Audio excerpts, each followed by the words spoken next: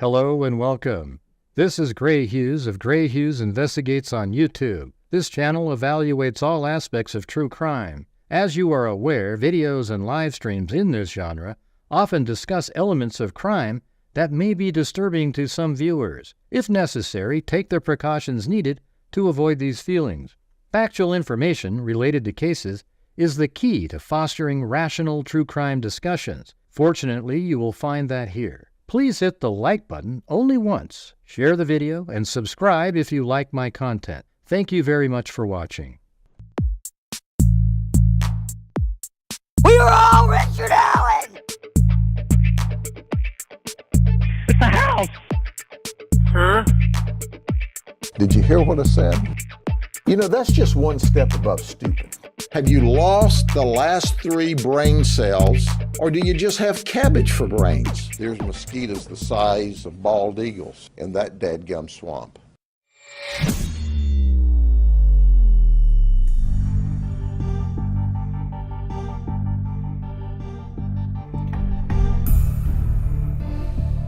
Hey, what's going on, freakazoids?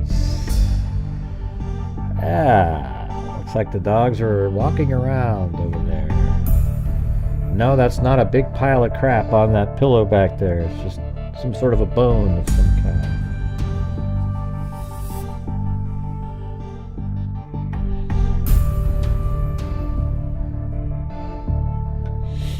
Hello, Mark.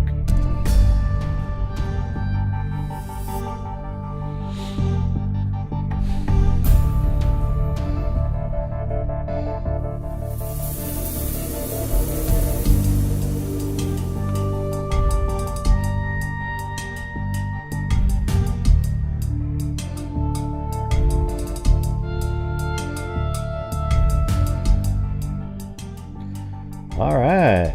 Well, there's new documents today. I don't know. One of them seems sort of interesting. The rest of them are just, procedural crap.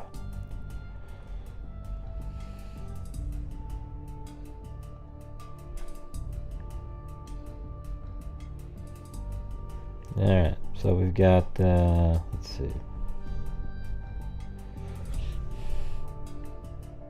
I don't know why that one's bigger.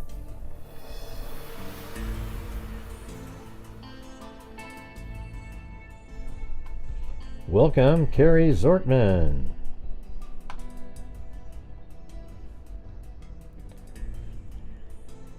Right, here's one of them. We'll just read what they are. They're, one of them's defendant's third supplemental response to discovery. Kohberger by and through his attorney of record and hereby submit the defendant's third supplemental response to discovery to include additional documents as required by Idaho Criminal Rule 16, Exhibit C, which is Index of Discovery, provided to the state, will be filed under seal pursuant to ICAR 32. So I guess they're having to give the state discovery. Yeah, these aren't in any particular order here. But hey guys, this show's a little bit later tonight. And like always, if you're here, if you'd like to help support the channel, I would appreciate it. There's no other option on the live streams other than you guys, unfortunately. Let's see, this one here.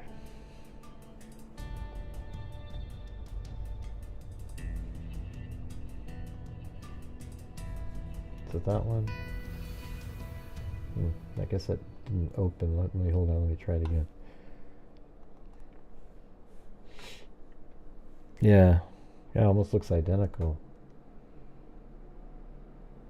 Comes now Brian C. Kohberger by and through his attorney of record and with a no objection from the Latah County Prosecuting Attorney's Office, and hereby moves the court for an order to seal Exhibit C to defendant's third supplemental response. Whatever that is.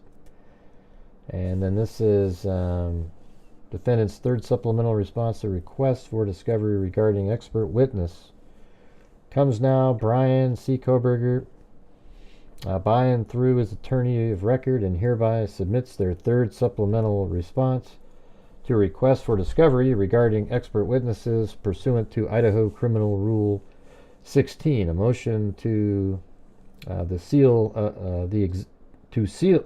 Well, it says a motion to the seal. That's not correct English.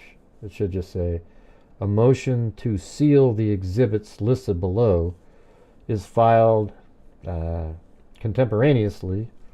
The defense anticipates calling the following experts to testify at trial: Richard Lawson, let's see, maybe like a psychologist, Eileen Ryan, D.O., whatever that is, James Aiken, Jeffrey D. Lewin, John F. Edens. I don't think Cy Ray is going to be at trial. I think he's just sort of a pre-trial witness to try to cast doubt on something. And by the way, the prosecution added a new attorney today. I think that's probably the more significant piece of information. He actually seems like a guy that knows what he's doing. He was like a...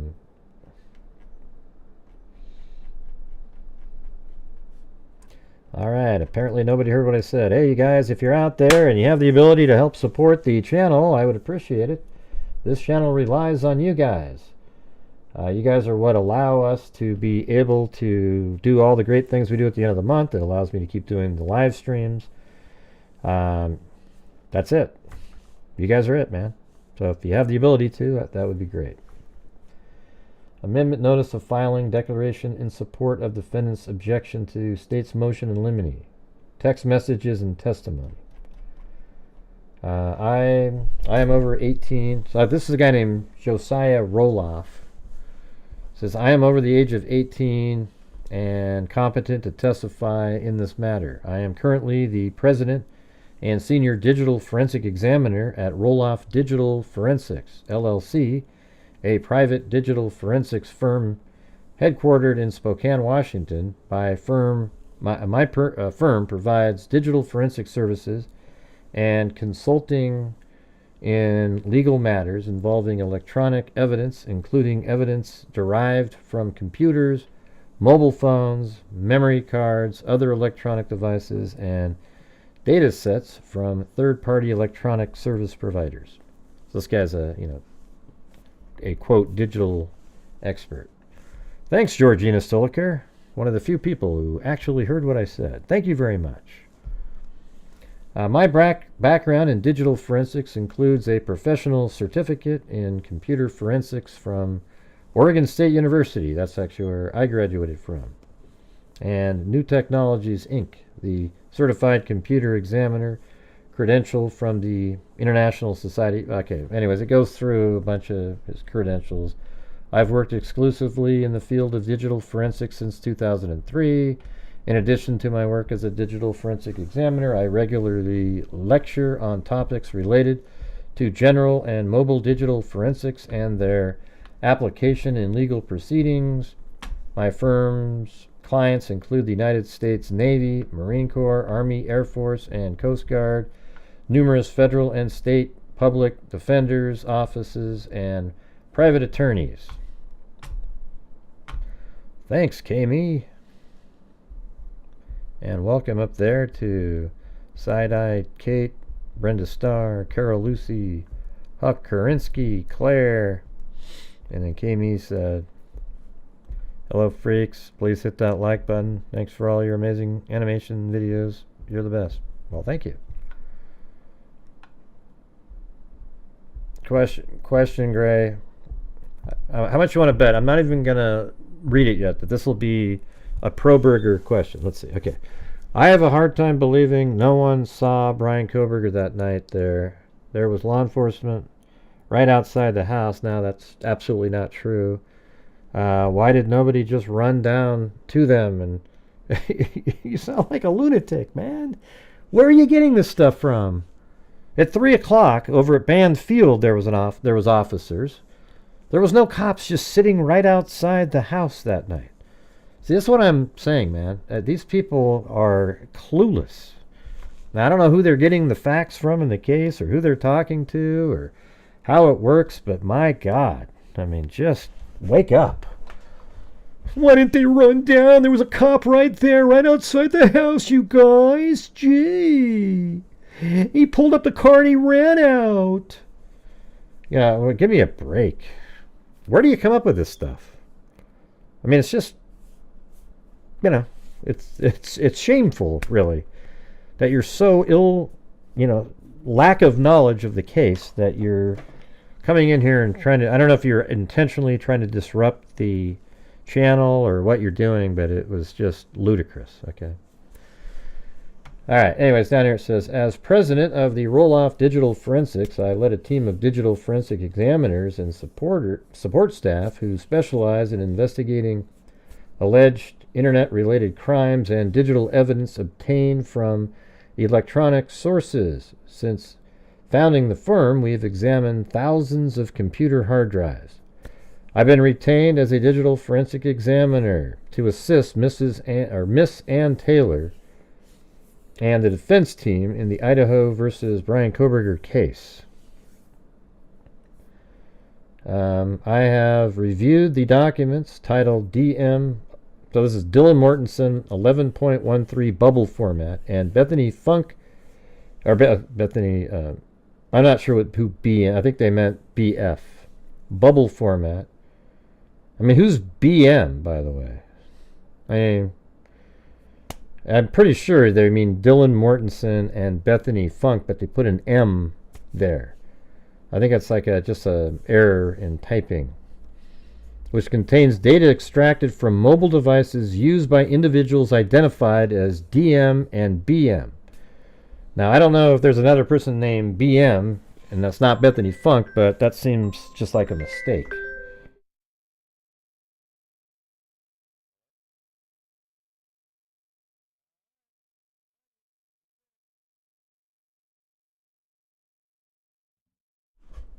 All right.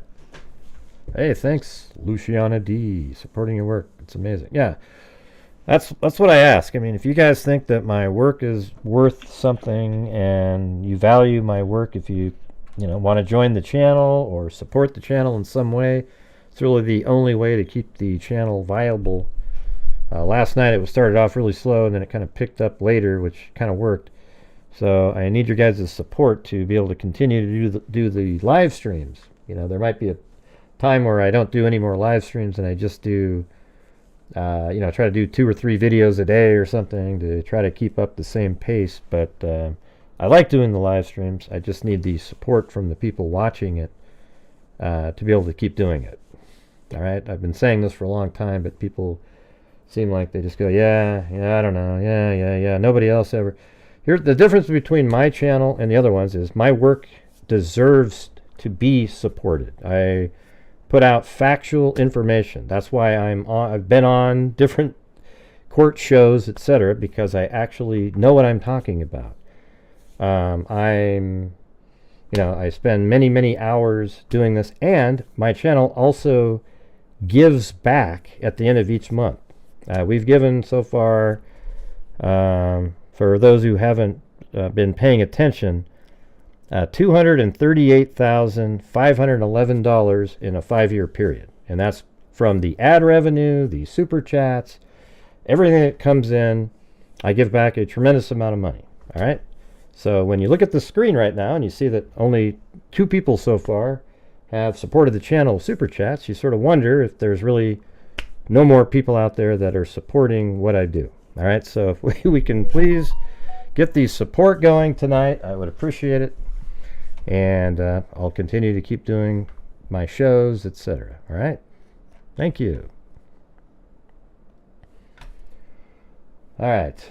So anyways, this guy says, I've reviewed documents titled Dylan, I think it's got to be Dylan Mortensen and Bethany Funk, which contain data extracted from mobile devices used by individuals identified as DM and BM, respectively. These documents reflect periods of activity on the mobile devices that would require user interaction with the device for them to occur, specifically for the date of November 13, 2022. So, I mean, it's sort of interesting. Are they going to try to do what all the Kohberger nut jobs are doing and try to insinuate that the Dylan Mortensen and Bethany Funk had more to do with it because they're texting and moving and, you know, and so they I don't know what they're trying to attempting to imply. You know, they're going to look at, you know, the incoming and outgoing native text messages, incoming and outgoing Snapchat messages, artifacts indicated by the application. Identifier.com, Toyota Group, whatever the hell that is. Let's see, incoming and outgoing Snapchat messages, artifacts indicated by the application identifier. Voice and video calls conducted via Snapchat and the native phone dialer. Creation, modification, and deflection of multimedia files such as images and videos, application usage, logs showing when specific apps were opened and closed, internet browsing artifacts, and cookie data showing access to particular websites or internet-based services. So what do you guys think they're going to be trying to do with that? Hey, thanks for joining, M. Rose, and tired of it all. I think I join your sentiment there. Wish I could send more. You always do an amazing job. Right. I mean, what's really depressing is after I just asked an entire group of people and explained how I need the support, it went, you know, not a good feeling. All right, so what do you guys think that means? Application usage logs, voice and, I mean, it's almost like they're trying to decipher what they were doing. You know, who cares though? I mean, what difference does it make? See, the problem is, this is one of those things, unless you're implying that they have something to do with it, then it's irrelevant. You know, like, who cares if like at 7 a.m. they decided to Snapchat somebody?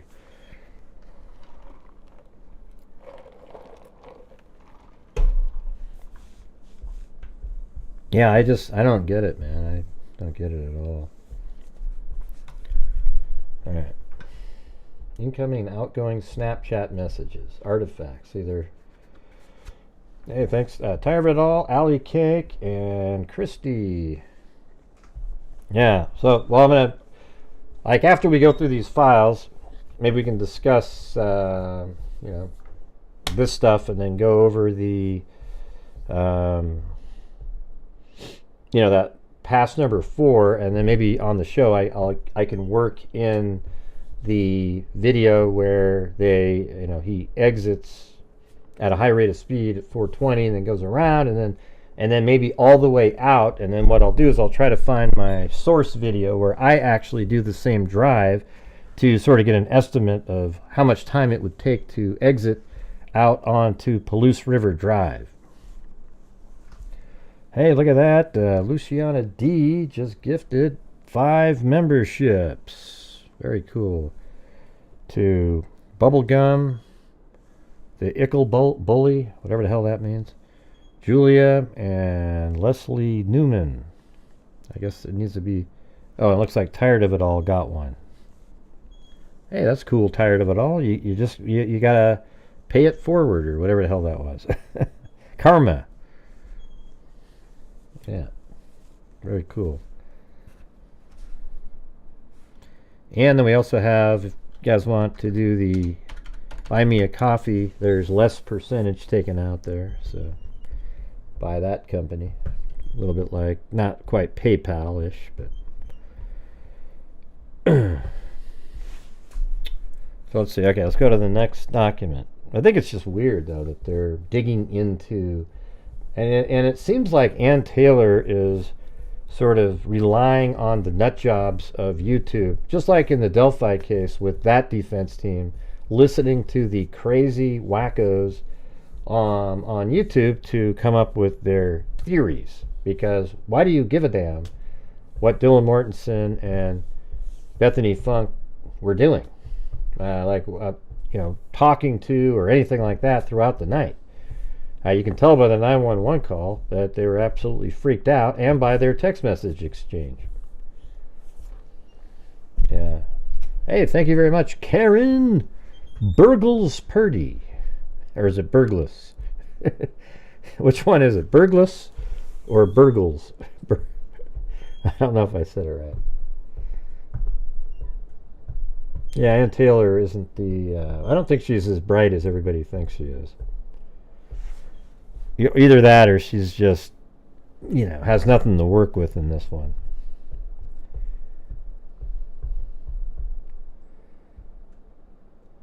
Yeah, alright.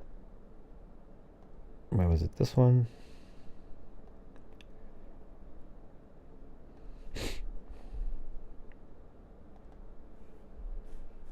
Let me just do that. No, hold on.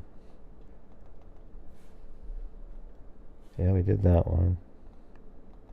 I think we just did that one. What is this right here though? Let me look up this.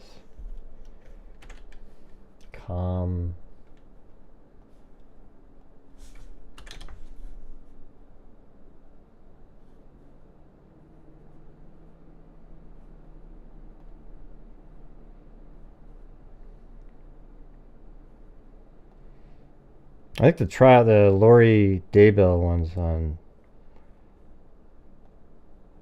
Monday.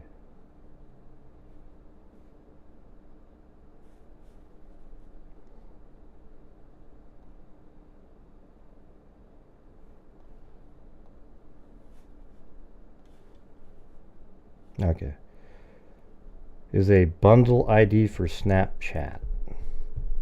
That's what the answer is. An iOS bundle ID is a unique identifier for an app similar to a domain for a website. The app that is now known as Snapchat was originally named Peekaboo. Oh, I see.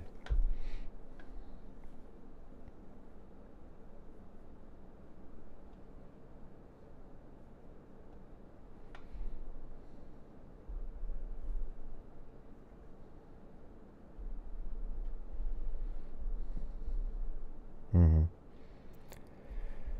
All right.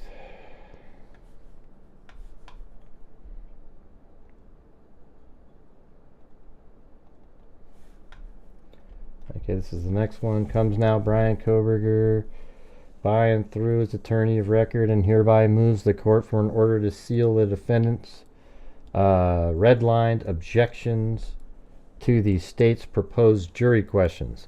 So that would, if we got to see what they wanted to strike out of the jury questions, we'd probably have an idea of where they're going, what they're looking for.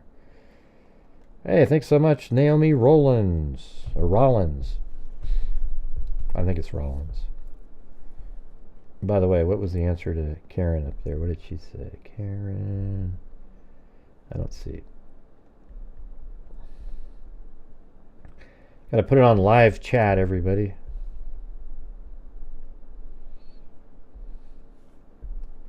Okay, this one is motion to seal exhibit. Okay, comes now Brian Kohberger, by and through, and hereby moves the court to order the seal exhibits to the defendant's third supplemental response to request for discovery regarding expert witness pursuant to ICAR. The motion is made on the grounds that the exhibits contain methodology, opinions, and preserve the right to a fair trial. Such materials must be sealed until trials is open in court.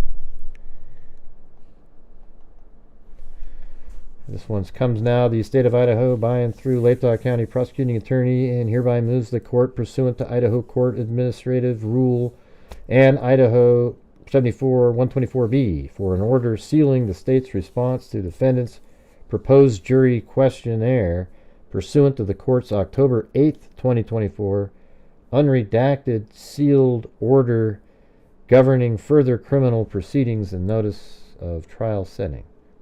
I hereby certify that, I guess that doesn't really matter.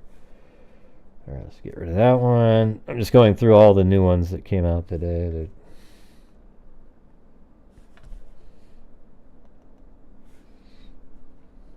Notice of appearance comes now. The state of Idaho by and through Latah County prosecuting attorney and gives notice, this is pretty interesting, to the court and opposing counsel that Special Deputy Prosecuting Attorney Joshua D. Hurwitz, Idaho State Bar number 9527, will appear as an attorney for the state in this matter. I think they've been sort of, I mean, I'm not trying to, I think that lately during some of these hearings, that one lady that's the prosecuting, she just really hasn't been very good, you know? Like, the data's there, but she just doesn't sell it right. You know, like, I can do better than she does, you know, when I'm talking about the same thing. And I think they went out and found themselves somebody that really can do it. And hopefully he takes over some of that stuff. And let's put his name in here. Okay, that's the guy right there. Department Attorney, you know, U.S. Attorney Josh Hurwitz. I mean, he's not like some lame, you know, some rando guy. Yeah, let's see what this one says. Okay, this was on Facebook. Yeah, so here he is right here. I saw this earlier. We're going to get out of balance here. This is him, right? The guy that's talking right now is the guy.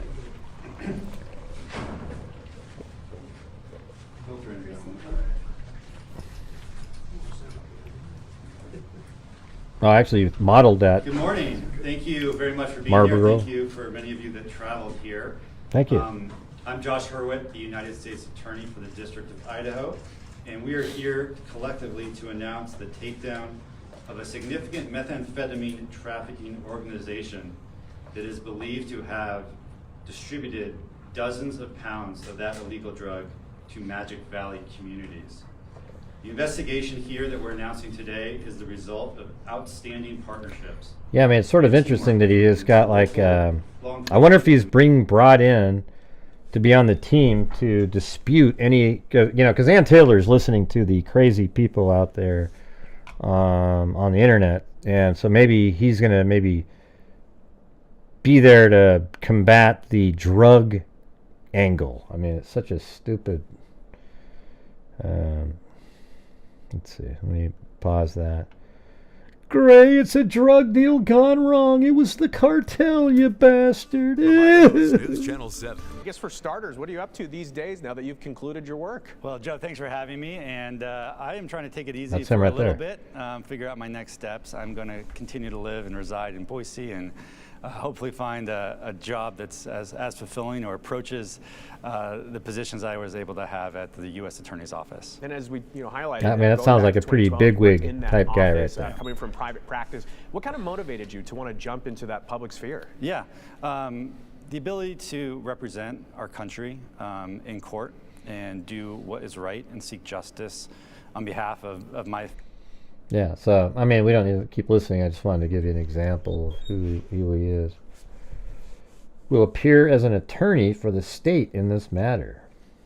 I hereby certify that true and copy, blah, blah, blah, blah, blah. Yeah, so, I mean, I think that's pretty good. Push what rumor? No, they didn't, Marlboro. Didn't the Gonzalez family push that rumor? No, they didn't. Where the hell did you come up with that? Jesus. All right, here we go. This is the supplemental request for discovery. Please take notice that the undersigned, pursuant to Rule 16C of the Idaho Criminal Rules of Idaho, request discovery and inspection of the information data. The materials listed in the attached sealed Exhibit S1. This is a continuing request pursuant to Idaho Criminal Rule 16J. Let's see. While the supplemental request applies to all the defendant's expert witnesses, The specific basis for the request is that the defendant's disclosures of the reports of the forensic psychiatric evaluation by Dr. Eileen Ryan and the neuropsychological evaluation by Rachel Orr. I mean, the fact that they're putting these people in here makes it feel like they don't believe he's innocent at all, and they want to minimize and give him a better shot at not getting the death penalty. The reports do not appear to be accompanied by all the results and tests concluded or conducted as part of the examination, Idaho Criminal R16C2, and the facts and data for the opinion contained in the reports, Idaho Criminal R.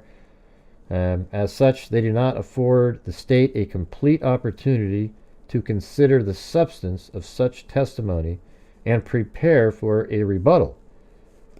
Through its own experts, Idaho Code IC 18207, according to the state requests that defendant immediately produce the underlying data evaluation and examination results as outlined in sealed exhibit S1. There you go. All right, we are currently at about 40% of the goal tonight, so as I said earlier, if you're out there and you have the ability to help support the channel, that'd be great. All right. This is another one. Comes now the state of Idaho by and through the Latah County prosecuting attorney. States, let's see. Hereby moves the court pursuant to Idaho Court Administrative Rule and Idaho Code 74124B for an order sealing Exhibit S1 to the state's first supplemental request for discovery. Disclosures herein. This motion is supported by Idaho Court Administrative Rule 32 and Idaho 74124. And that was for, you know, I mean, it seems like they repeat each other and they go back and forth over and over again. Thanks, Allie Cake. I mean, look at you guys. Allie Cake just did a super chat, and there's a wave at the bottom. She's trying to create a wave, and I would say almost every time that she specifically does that, nobody follows along. So could you just, for her, at least this one time? That would be great. I always feel bad for her, just like I used to feel bad for Amber Maiden, who seemed to do that all the time. And this one is order sealing Exhibit S1 of state's first supplemental request for discovery. Based upon the state's motion to seal Exhibit S for supplemental request for discovery, disclosure filed herein, blah, blah, blah, blah, blah. I don't know what the hell, I mean, it's just like, you know, I mean, procedural mumbo-jumbo about a supplemental report or something. It's just, you know, at least those were the new documents. The only one that I thought was, or, you know, the new attorney was interesting, really great actually for the prosecution, and then the information about the defense that has an expert that's going to dig into the nefarious Dylan Mortensen and Bethany Funk to find something. Hey, look at that. Christy jumped on Allie Cake's wave. All right, something. All right. So that's all the reports that came out today. I mean, I could check to see if anything snuck in there at the last minute. No. Thanks, Moofies.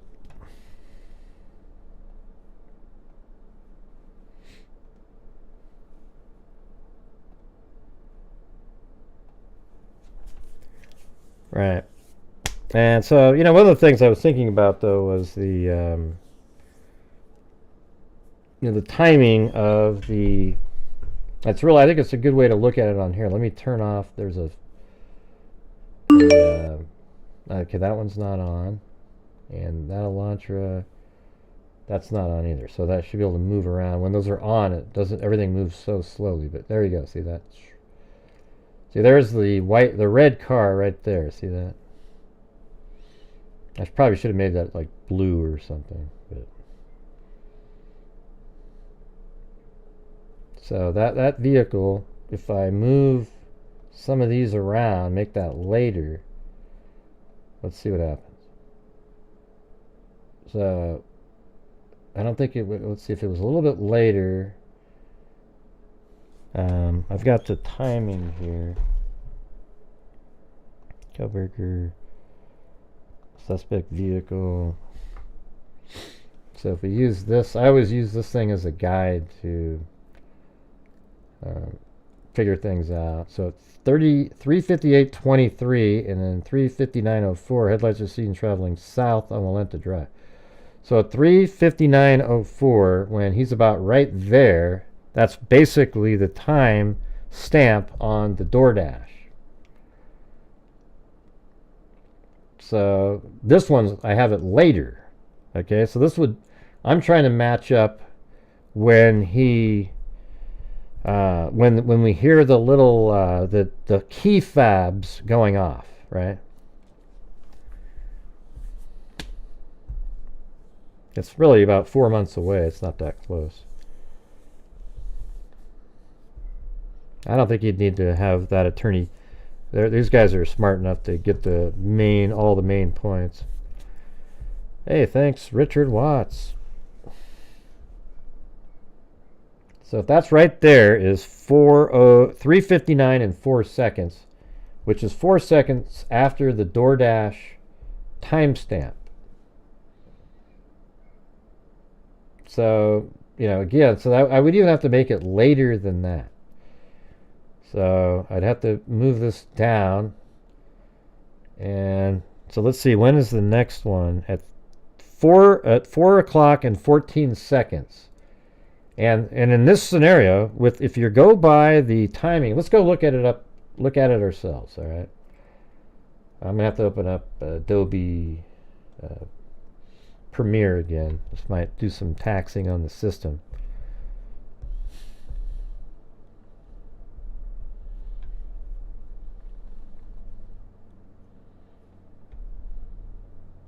There's no way in hell the judge would allow a delay in the trial to get a prosecuting attorney up to speed.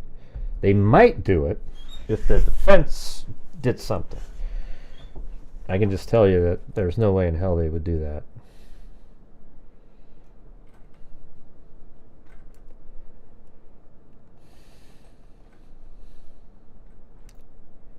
He planned it.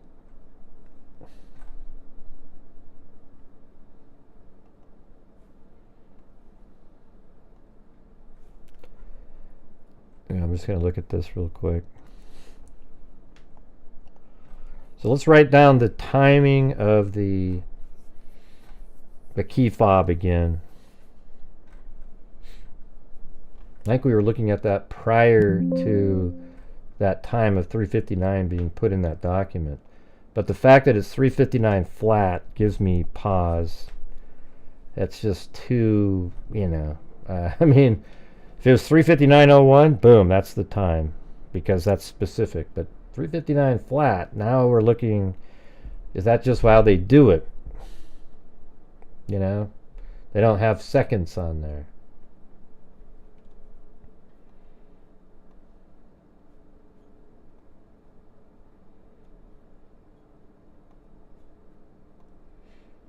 Is that the, yeah, there it is. Thanks, Rebecca Medley. Okay, I'm currently at about 40% of the goal still, you guys. I'd like to be able to give away the 5 memberships again. All right, let's see. So this is going to be, it's right at this time frame.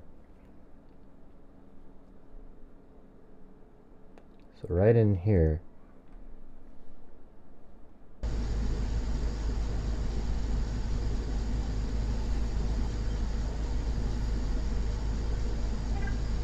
Right, so at 3:59:46, that's when you would think he had just exited his vehicle to deliver the DoorDash. So it's 3:59:46.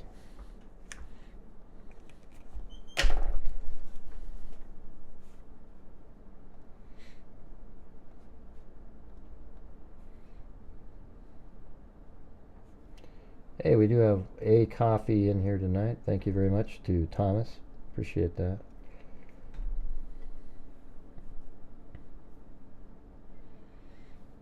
All right, 359.46, and it does it like 3 times, but he's like, you know. Okay, now if we believe that it's in the front of the house, then probably right now he's placing the bag down. You know, well, it's sort of interesting because now it's beep. Okay, I rewound it again. Sorry, it's replaying it again. That's not accurate what I just showed you. So it goes. I mean, when you each there's 2 different surveillance cameras and they overlap a little bit. So let me get rid of the portion.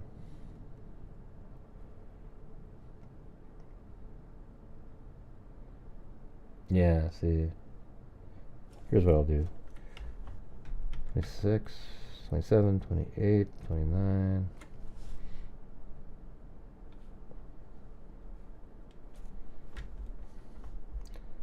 $8.49. Right on 50. Okay. Then this one, when it's on 50, which is early, 7:48, 49.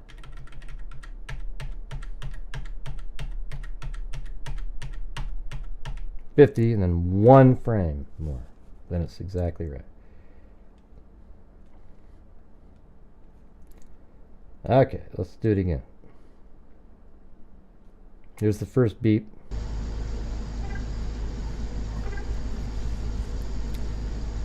Okay, he's at his door and he's already kind of moving. You know, he's got the bag in his hand. He's walking, walking, walking. Ding, ding, ding. You know, walking, walking. And places the bag down. He gets his phone out. You know, opens up the app. You know, getting ready. And, you know. The problem is, though, if it beeps right here, he'd have to, you know, like these beeping sounds. If it is 3:59, then that means it has to be in the 3:59 minute. So he'd have to, when he's clicking here, basically almost run, you know, like right over there and take that picture at 3:59:57 or something to stay in the with the 3:59 time. You get what I'm saying? So right there. He even does it again, and now he'd have to go over with the phone in his hand, ready to go, and he puts it down, and like right now, oh, he's got that picture in. Because if he waits 1 more second, it's 4 o'clock right on the dot. So what do you guys make of that? I mean, that's sort of interesting, right? Or does DoorDash just have an automatic thing that when your phone shows up at the address, kind of like a mapping software, that when it shows up there, it, you know, and it says you've arrived at your destination. Is that what it does? Or is it when you take the photograph of the image, is that the timestamp? Because that's, to me, that's too fast to get out of your car, lock it, and take that photograph in 13 seconds. That's just ludicrous. I mean, you know, especially when it beeps again, like you still got the keys in his hand, and then within like a 7-minute window, he's got the bag on the ground and take a photograph of it. You know what I'm saying?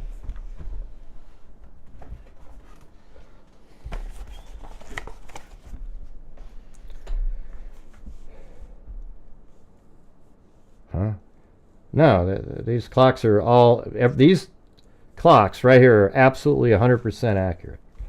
And the reason I know that is because I timed it up with the body camera of an officer at Band Field and a beeping sound, and it matched this camera absolutely perfectly the same exact second.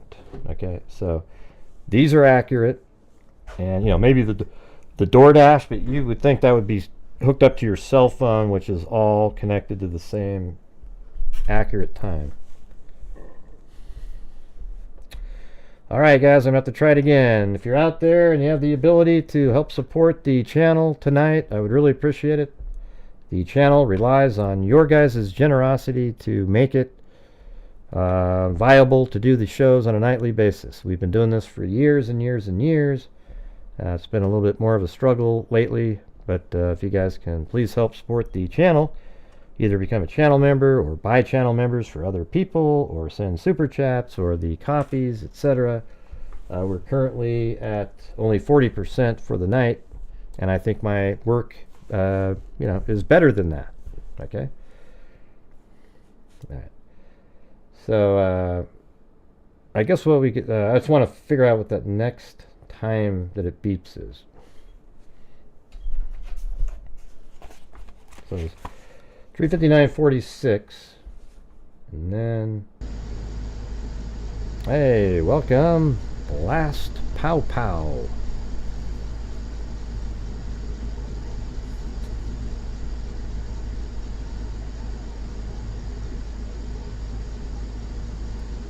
See, this is crazy.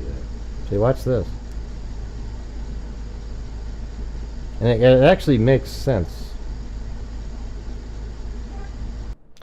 See, that's like a reasonable amount of time. We're looking at 14 plus 27, 41 seconds from exiting the car, putting the bag down, taking a photograph, heading back to the car, and then beeping. Except the only problem is that's after 4 o'clock, where they have it down at 3:59.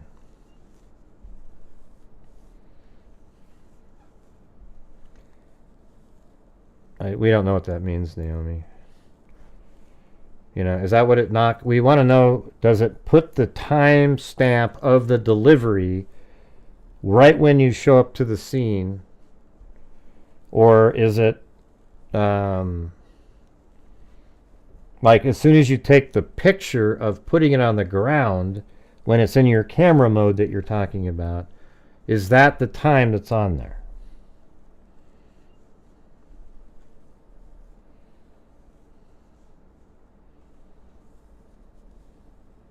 Yeah, levitating elephant. We're not talking. We're just saying that could be the DoorDash driver. That's all we're saying.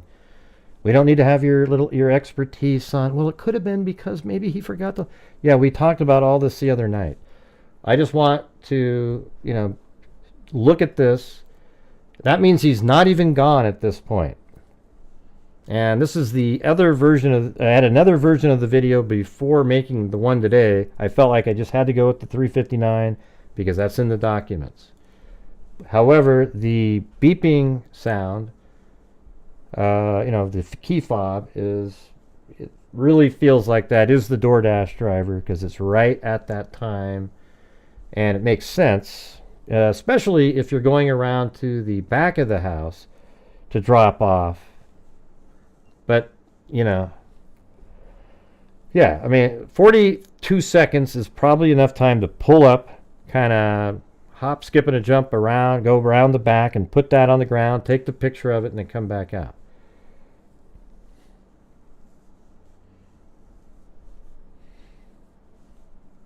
And so that means at 4 o'clock and 27 seconds, it beeped again.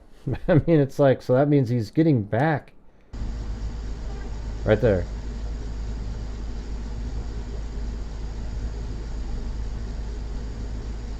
And so what's crazy about that is if you go to I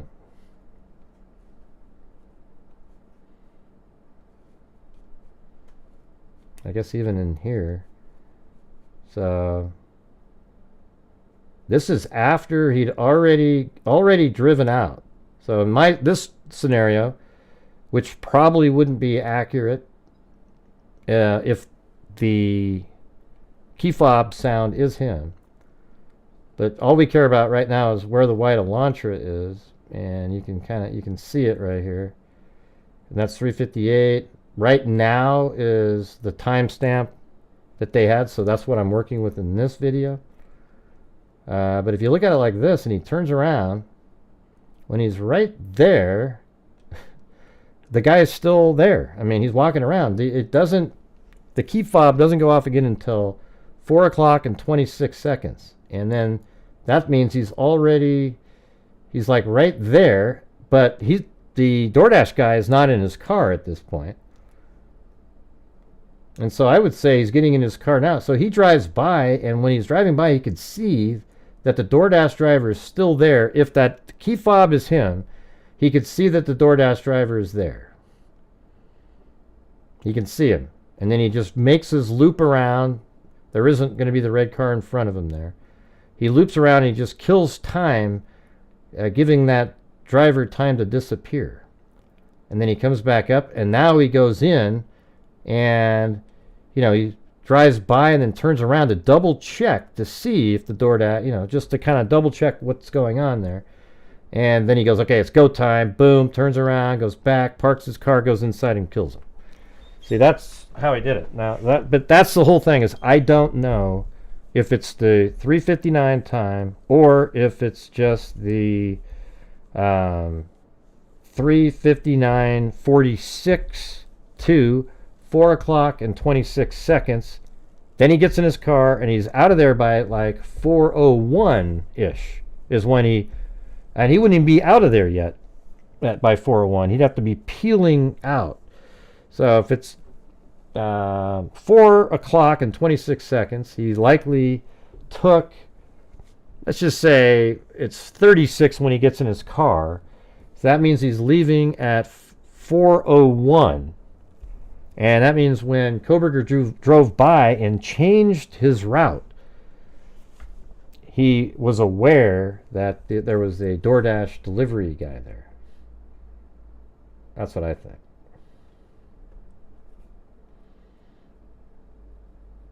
Doesn't that make sense? Hey, thanks, RDWWDR. You trying to confuse me? By the way, I was thinking today, you guys. Now, this has nothing to do with this, but, my mom, like I was saying before, my mom's having memory issues, and, progressively, increasing. And it's really difficult because it doesn't matter what you say or how you explain something. And she even gets it, like when you're talking to her, and then later, none of that stuff you just talked about has any meaning at all because it didn't stick or anything.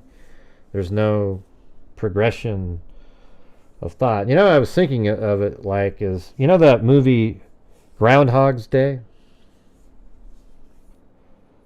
Yeah.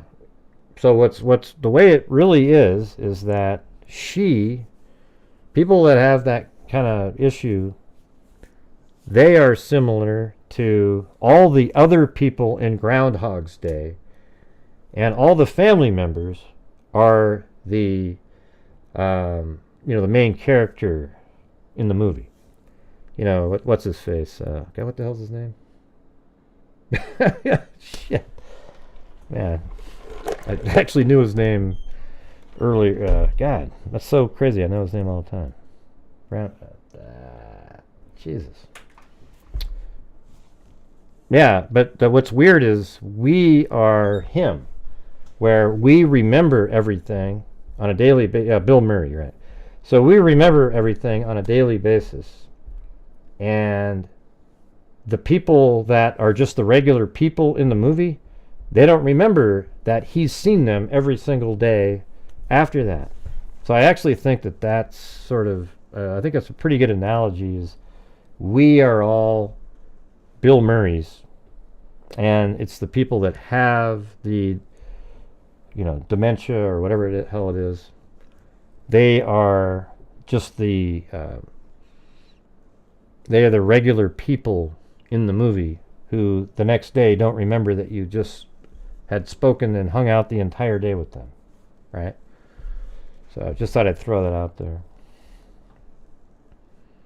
Now, they do have a memory care option where she's at. I don't know if she's at that quite there yet, but definitely they have a place in the facility, and then she'd have to be in that portion, and then my dad could come visit and stuff like that. But I don't know. It's just been an absolute, you know, shitty nightmare having to go through.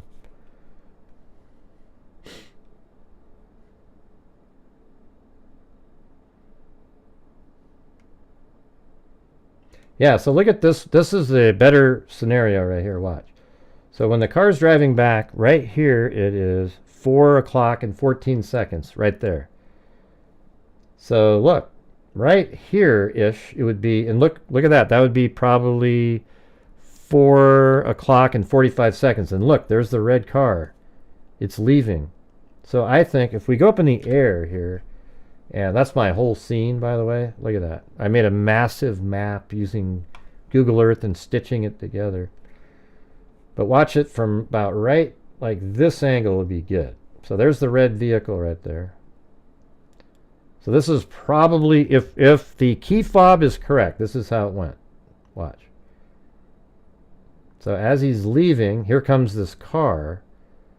And he may have seen it. You know, it might be just a little different, like, maybe that car is right there. You know, let's move this portion a little differently, like right. Let's say it's about right like that. So when he's leaving, he goes, oh, look, there's a car coming. And then while he's driving around over here, he looks over and he can see, because you can see right through there. And he sees that, all right? So then watch this. That's why he does a U-turn over here, because he saw that car there. And then he comes back up like this. And see this, now that car's leaving too early.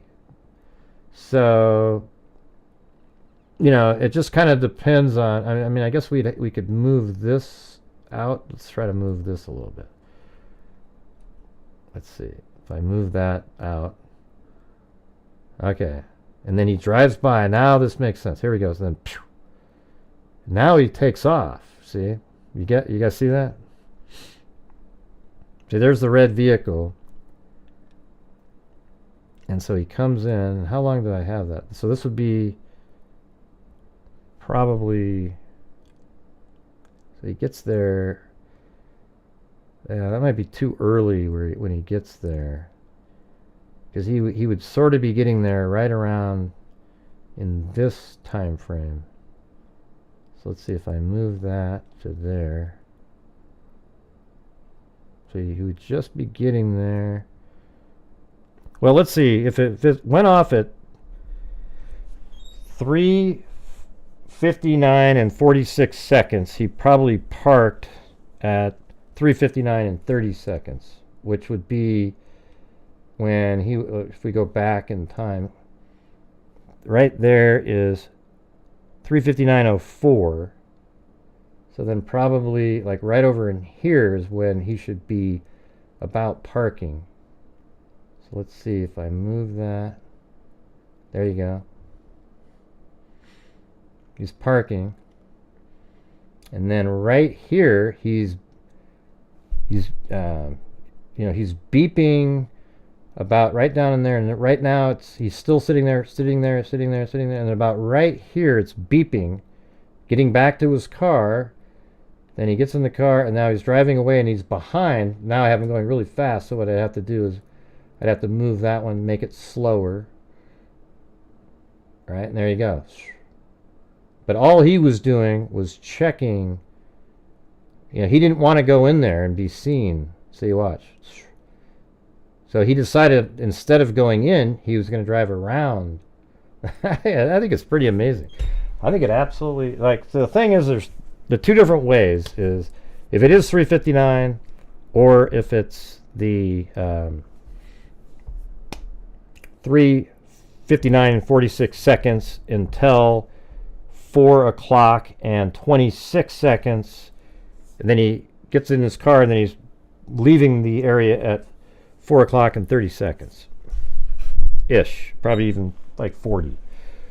What do you guys think? Do you guys think for certain that the key fob is actually the DoorDash driver?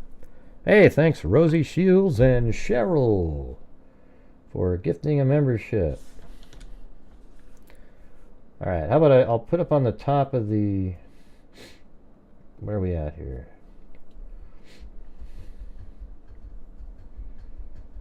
Yeah, I think we're still... I don't know how to make a goal up there because we're not close to the the regular goal. Keep asking, hoping she will watch and rewind and see. Who are you talking about, Moofies? I can steal key fobs and replicate them. Who cares? What does that have to do with anything? It's unrelated to anything that we're talking about. Who else could it have been? Who are you talking to? Yeah. Yeah, the killer in the Idaho 4 case, I know it's shocking, is 100% Brian Kohberger. If he wants to admit that there were other people with him, much like maybe Richard Allen could do, great, you know. But he was there. You know, don't make any mistakes about it. His white Elantra was parked outside, missing a front license plate, with his DNA found on the murder weapon's knife sheath. How do you know? Great. Well, he purchased the exact same make and model on Amazon. How do you like them apples? Huh?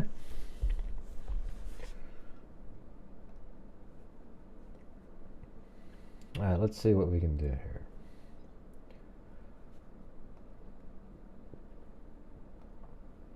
We need 10 of these.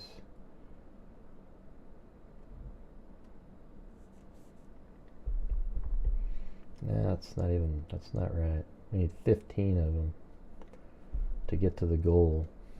Darn it. And then let's see. And then I will gift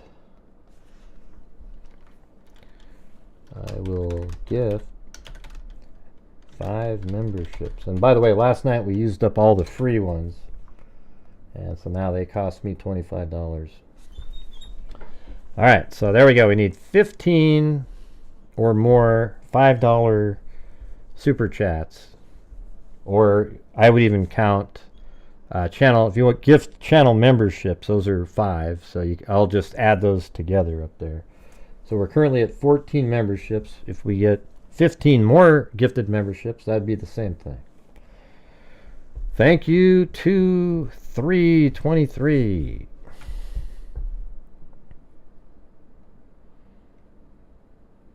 I was thinking of making this one. Let me save this out.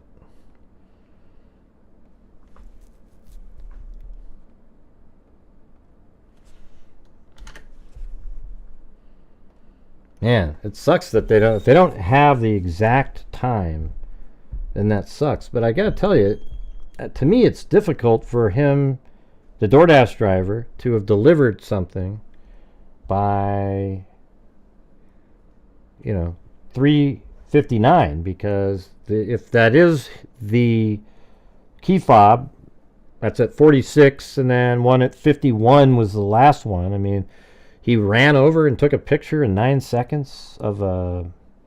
It just feels like... I mean, and he got in there just under the buzzer so that it still says 3:59.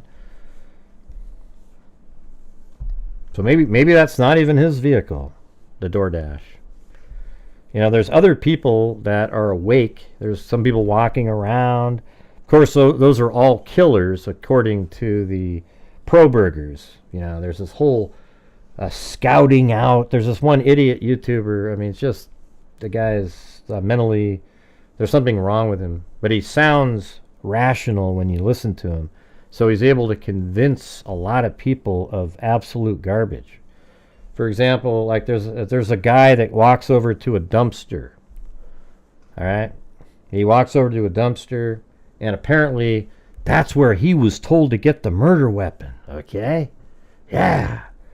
And then later on, near the dumpster, a guy wearing completely different clothing, but obviously is the same person. He comes walking by, and then a car drives by, and he gets in the car. And that guy obviously was being picked up by, because the other guy went and killed somebody, and then that guy's picking him up to leave. And then 3:50 in the morning, there's this guy walking. Hey, thanks, CR. Hey, type something in the comments. Okay, there's one. So far on the goal that I just set, we've got one. All right, you guys, let's try to get the other ones. We are way short. Their storytelling makes me angry. Hey, look at that. See that? You got the blue color there, CR. I always like, you're always so nice to everybody. I thought, well, if you want to, you know, you don't have to be a moderator if you don't want to be one. It doesn't mean you have to do anything extra. It's just, but I always see whenever you gift memberships out, you're always so nice, and that's kind of like what I like that. You guys need to make up for my shortcomings. Wise child, prosecution team gonna kick ass. So glad Josh Hurwitz on the team. Go get him. Right. Yeah, I think he's gonna make a big difference. Hopefully, you know what I'm hoping is he makes such a big impression that he's the guy, you know, that does the case, you know.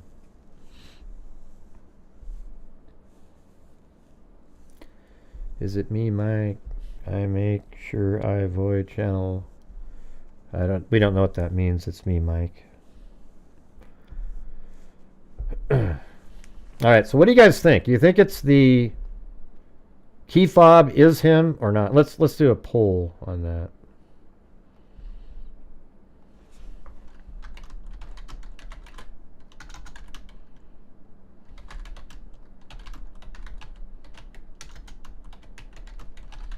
I mean, it almost seems like it's perfect timing in terms of in between the key fob sound to drop something off. That's why it really feels like that's him. It seems like somebody, and it feels, I think it means that they went to the back of the house. Because why would you key fob your car if you're walking 20 feet to drop something off? I don't think you would do that. I think you would do that if you're going out of sight for a moment, and that would be going back behind the house. And that seems to be, you'd have the bag in your hand, you've already got the app on your phone, ready to take the picture, you set it down, boom, take the picture, turn around, go back down, and boom, deet, deet, deet. 43 seconds later, you're back at your car. So that makes sense to that, doesn't it?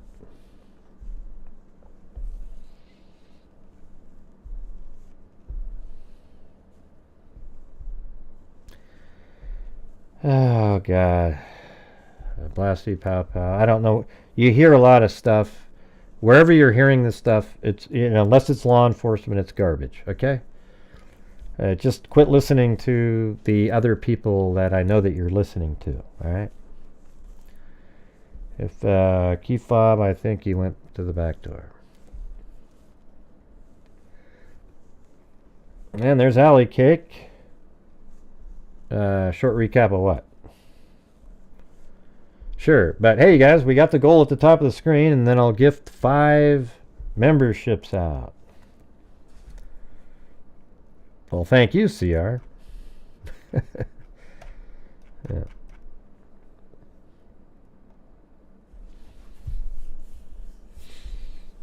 I do need the support from the people watching the channel, as we've discussed. Yeah, I think that the back door, Xana's on the 2nd floor.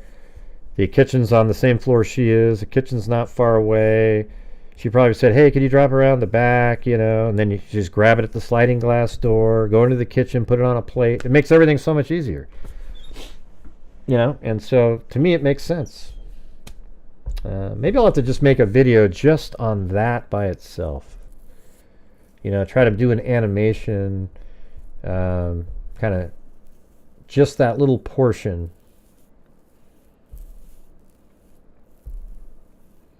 And using the sound of the key fob.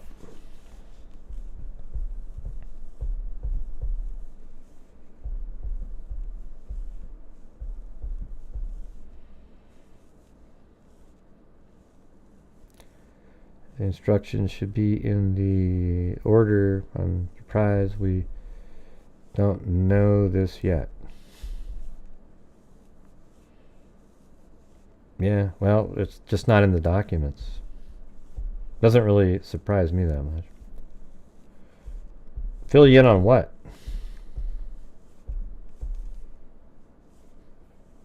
I mean, I guess when you say recap, well, I guess earlier the information, the prosecution or the defense team is going to bring an expert that talks about what Dylan Mortensen and Bethany Funk were doing on their phones.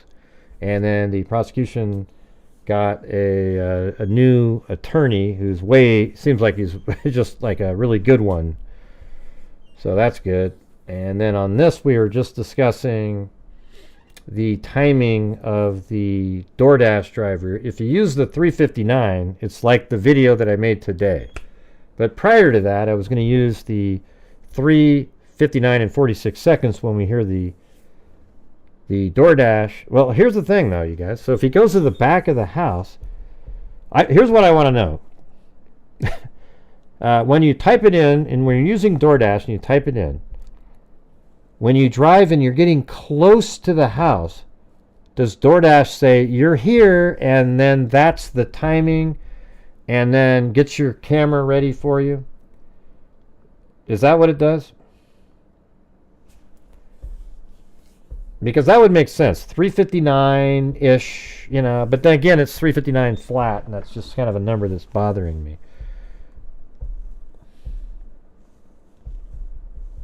Thank you, Rose Shields. All right, you guys, we got 4 of 15 up there because one of them was a gifted membership.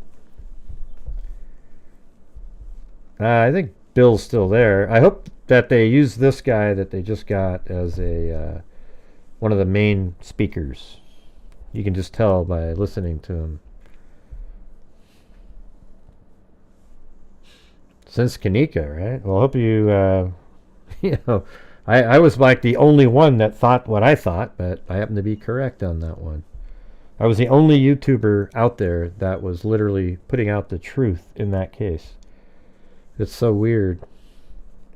And of course, in that case, I was working for the FBI. I had my father run a transplant unit where they were trying to, you know, it's just the stupidest stuff I've ever seen. Hey, that one counts too. Upgraded to Oogla Boogla Freak. All right, that got us up to something. Maybe that's 5 now. We need 10 more. I know you have to select on one of the gifted memberships up there. It'd be great if we could get some people to actually buy them. DoorDash has an option for no contact. Let's see if let's open up ChatGPT and see if it knows. But what we're trying to do, Alley Cake, is just figure out the timing of the DoorDash again.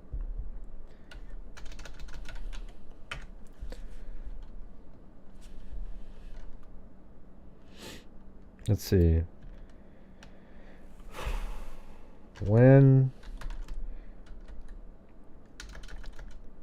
What time is marked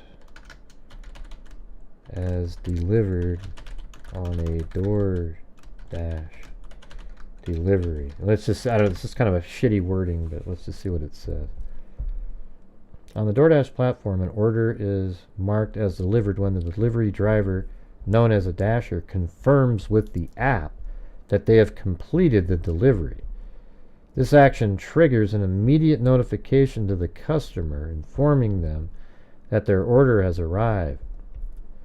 To ensure accurate delivery confirmation, DoorDash system typically requires dashers to be within approximately to ensure accurate delivery confirmations, DoorDash system typically requires dashers to be within approximately 200 meters of the customer's location before allowing them to mark an order as delivered. This proximity requirement helps prevent premature or false delivery confirmations. Wow, so he could be in his car at 3:59 and he just happened to go right at 3:59 even and said, yep, it's here, and then continued on and got out of his car at 3:59:46 and all of that. Okay, so that absolutely helps that theory. To ensure accurate delivery confirmation, DoorDash system typically requires dashers to be within approximately 200 meters of the customer's location before allowing them to mark an order as delivered. However, technical issues can occasionally occur. Some dashers have reported instances where the app mistakenly marked an order as delivered while they were still at the restaurant. In such cases, dashers are advised to contact DoorDash support promptly to rectify the situation. If you're a customer and believe your order was incorrectly marked as delivered, it's recommended you report. Okay. Huh. Well, that's sort of interesting. Let's see. Does the DoorDash... Let's see. Does the Dasher app mark as delivered upon the photo of the food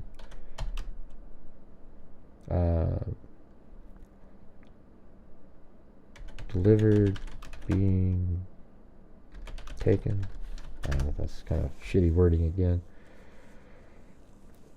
In the DoorDash app, the process for marking an order as delivered depends on the delivery method specified by the customer. Okay, leave at the door deliveries. For these, no contact deliveries, dashers are required to take a photo of the order at the drop-off location. The app prompts for this photo, and once submitted, the delivery can be marked as complete. Oh, so that changes that. That changes that. You know, if it was hand to customer, I mean, I guess he could have handed it to her at the back door.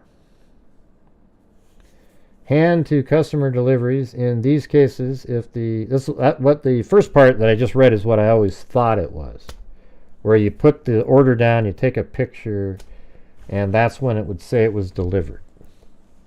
Hand to customer deliveries. In these cases, if the customer accepts the order directly, dashers can mark the delivery as complete without taking a photo. If the app prompts for a photo, but the customer has already received the order, dashers can select the option indicating the order was handed directly to the customer. Huh. I mean, I guess it's possible that Xana met her at the back door, right? Could have been right at the back door.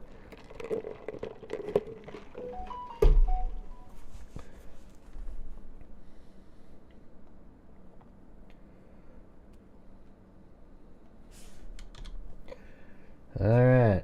Well, we're still struggling up there, you guys.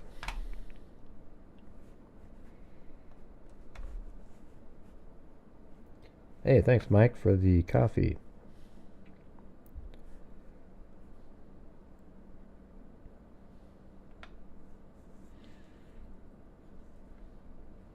Leave at the door. Yeah, it's interesting because that first one, I mean, what's strange is what option allows you to do what it originally set up here. On the DoorDash platform, an order is marked as delivered, but then right here it says, to ensure accurate delivery confirmations, DoorDash system typically requires dashers to be within approximately 200 meters of the customer's location before allowing them to mark an order delivered. So I could see him, you know, on, well, I guess just using this program, you know, he's coming in, and he's about right here, and he clicks delivered, and then drives in, parks his car at 2:59 and 35 seconds, gets out of the car and goes beep, beep at 2:59:46, kind of quickly walks around to the back, drops it off, goes back this direction, gets in his car, you know, beep, beep, and then gets in his car and then drives away again. That kind of makes sense.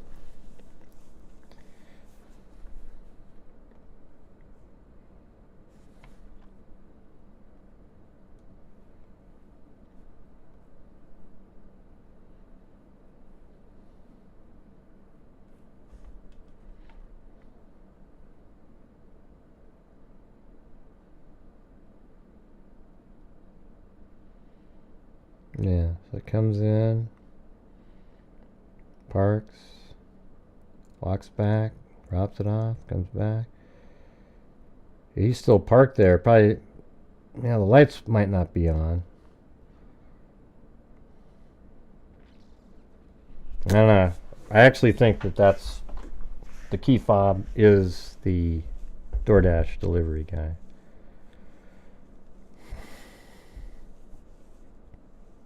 Hey, Selena, you've said it enough already, okay?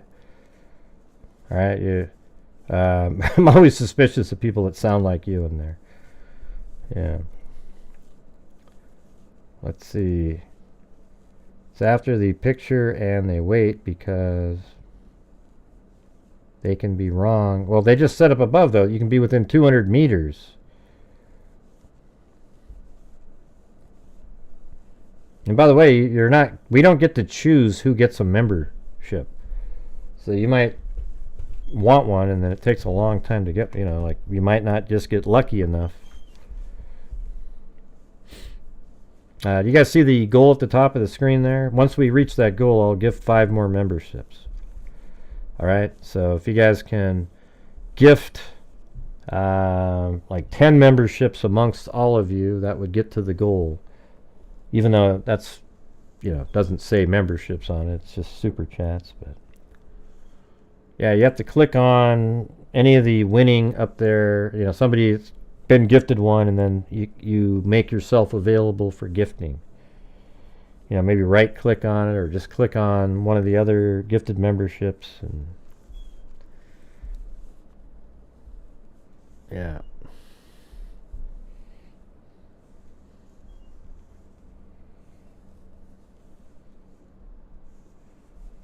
Alright. Hello. Don't forget to add my membership upgrade. Yeah, I just said that a minute ago. That's why we're at 5. Right.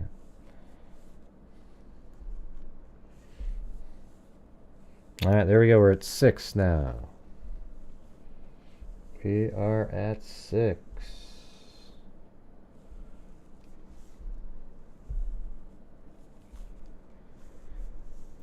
And there's Jen. Took it off. Jen took it off.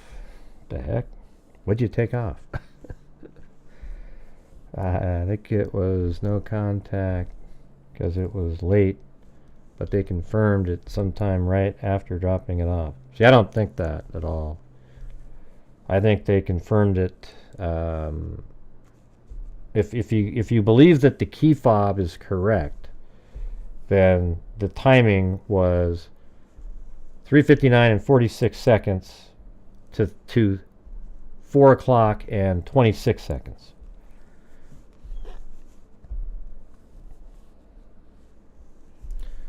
All right, there we go. So we got Alley Cake, Jessica Schubach. I think what is that? What were we at a minute ago? 6, then 7, 8.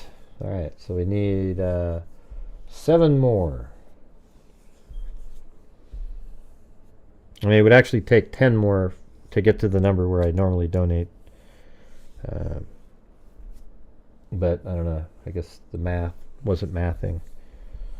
So we're currently at, so we need 6 more, I guess.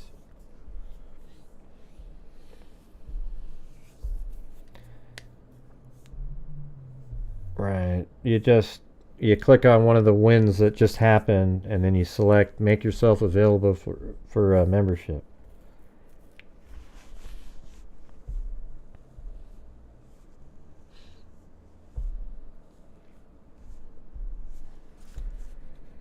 All right. Well, I think I'm going to switch this over to make a new one now. So I'm going to save this at 5.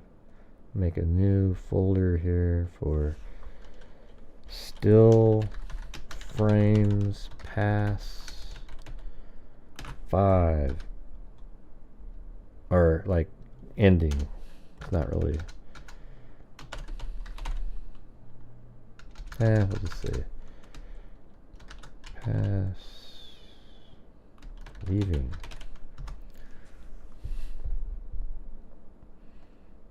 we'll make this 5.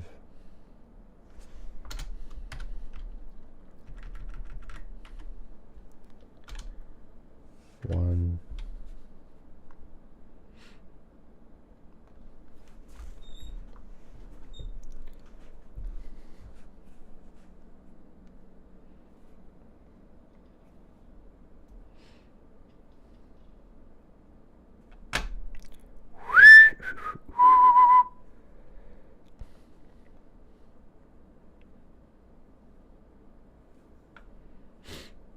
Let me save that back over the top as a new one. Ah, jeez.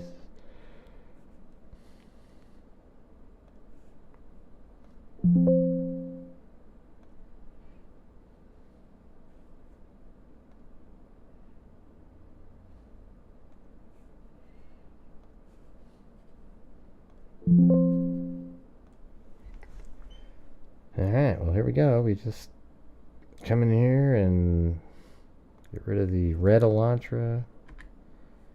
Get rid of this whole thing. Right there. Get rid of the red vehicles route. Get rid of the white Elantra. There you go. Actually, hold on, let me go back. Yeah, I like to keep this one mainly in here to figure out where it starts off at. So I come in here and I delete a bunch of the stuff I don't need, like this one, and all of that, and this one, and this over here, and all of that, and now we're just down to this little bit.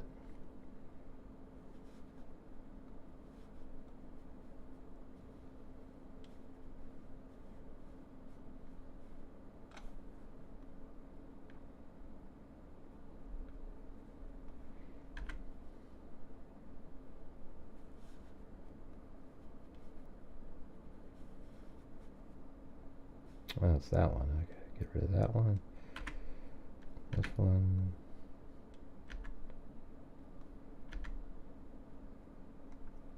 Alright. So there you go. Now I can get rid of the Elantra. Okay. File, import.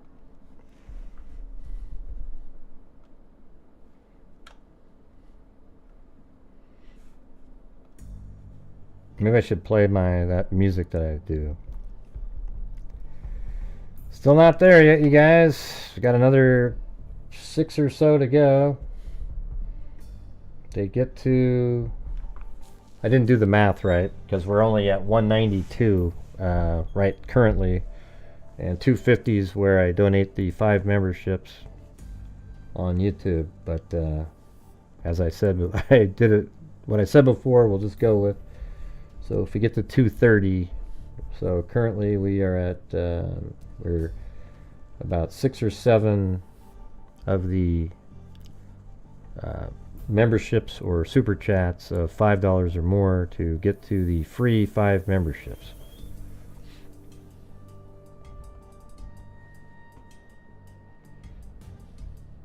And that's, you know, YouTube takes 30% as well.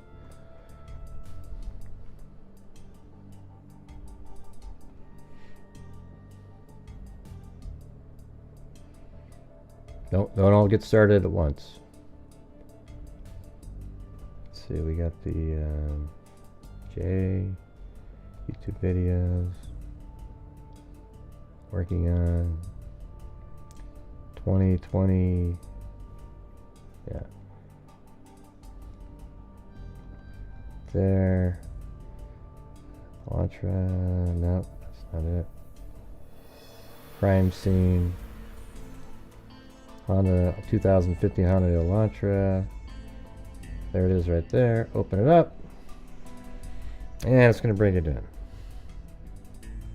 Yep, sometimes you just gotta throw your hands up, exactly. I don't know what else I can say. It's just wild, you know.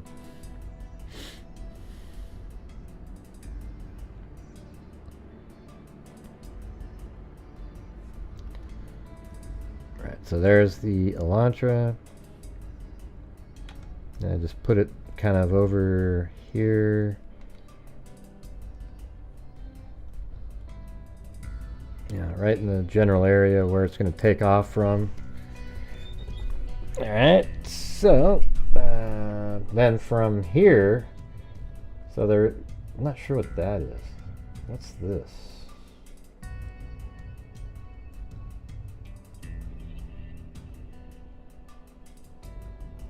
Is that?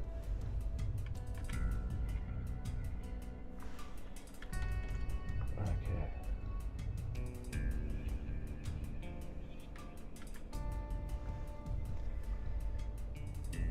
I'm not sure what that is. Is that the... What's this yellow thing right there? See that? I have no idea what that is.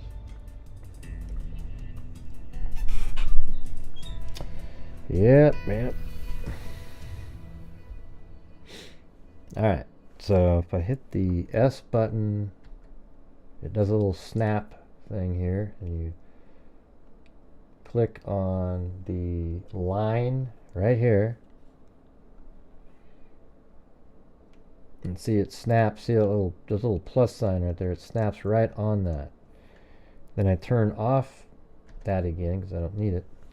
Because then it starts trying to snap to everything. And then it's going to drive up here. And then it turns the corner. Comes out. And then right there, it turns again. Comes up like this. Come on, Alley Cake. You're just always keeping things going. I appreciate that. But man, I wish other people would help out. To take the burden off of some of you that are always helping every single night, because you understand what we're doing here. Alright, so then you got that, and then it comes around this corner, and then right like that.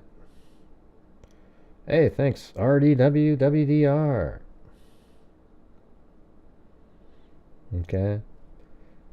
So this is all stuff I've learned in I went to the Art Institute for Animation and Media Arts and learned 3D Studio Max and Maya, but I use 3D Studio Max. That's the one I do. This one now costs $1,800 and something a year, if you can believe that. That's coming up in May. The renewal. It's ridiculous, but hey, you know, for me, I think it's totally worth it. I'm able to like kind of express ideas that I have.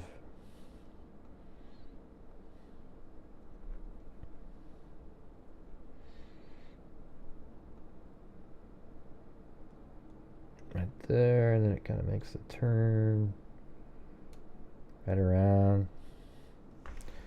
Thank you, Moofies. We're getting close, getting close.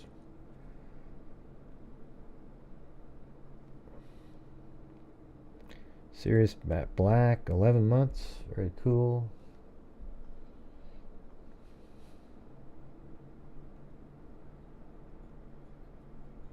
So this is the route out of here, by the way.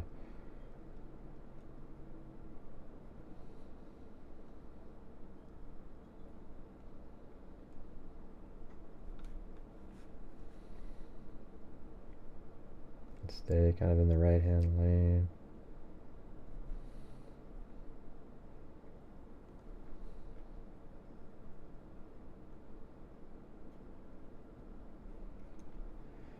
And then it comes down to about right here and then heads this direction on Conestoga. Don't even have to see the names, I've been there.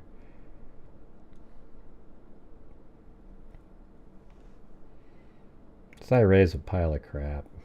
Jesus, you got, I mean, if you were here last night and you listened to what the reality is he's absolutely discredited as a, now you might like him, and, that's what it says in the online articles, But if you want to be a big fan of his because you love Kohberger and you think you might get a date with him, you go right ahead. Gray, we just want a fair trial.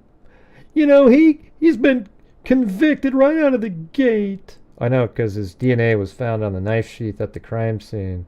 He was found in his living room separating his trash after being pulled over twice. Shit. That's not the right one. It's over here. I think I can just sort of fix that if I go here and down like that.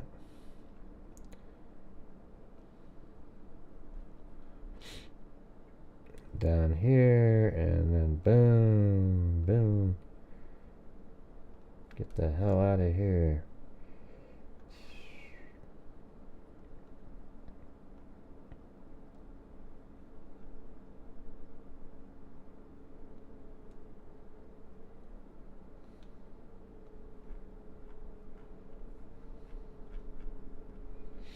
I'll just go until it gets off the end of the page.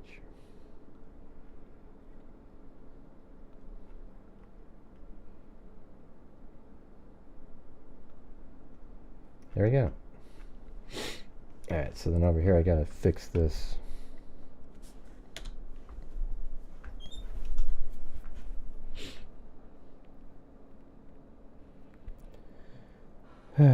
You guys, listen. If you're in here and you're somebody that's just not sure, you're in the wrong place. Alright?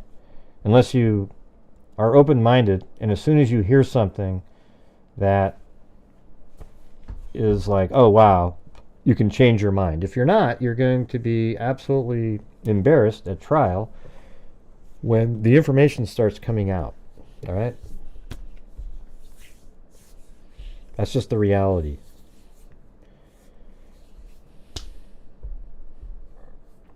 Kohberger was at his apartment at 2:40-ish in the morning. And then by 2:53, he had turned his phone off in southern Pullman, Washington. Then at 3:26, a vehicle matching his vehicle shows up in the area of Indian Hills Drive. Then at 3:28, it passes an A&W. And then 1 minute later, it passes a Ridge Road camera. Then after that, it passes going directly in line to the residence at 3:29 and 46 seconds, passes the Linda Lane camera filming Taylor Avenue.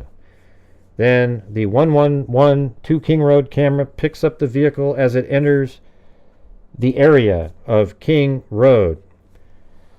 And that's about like 3:30 and some odd seconds. Then at right around 3:31, the 1330 Linda Lane camera picks it up behind 500 Queen Road.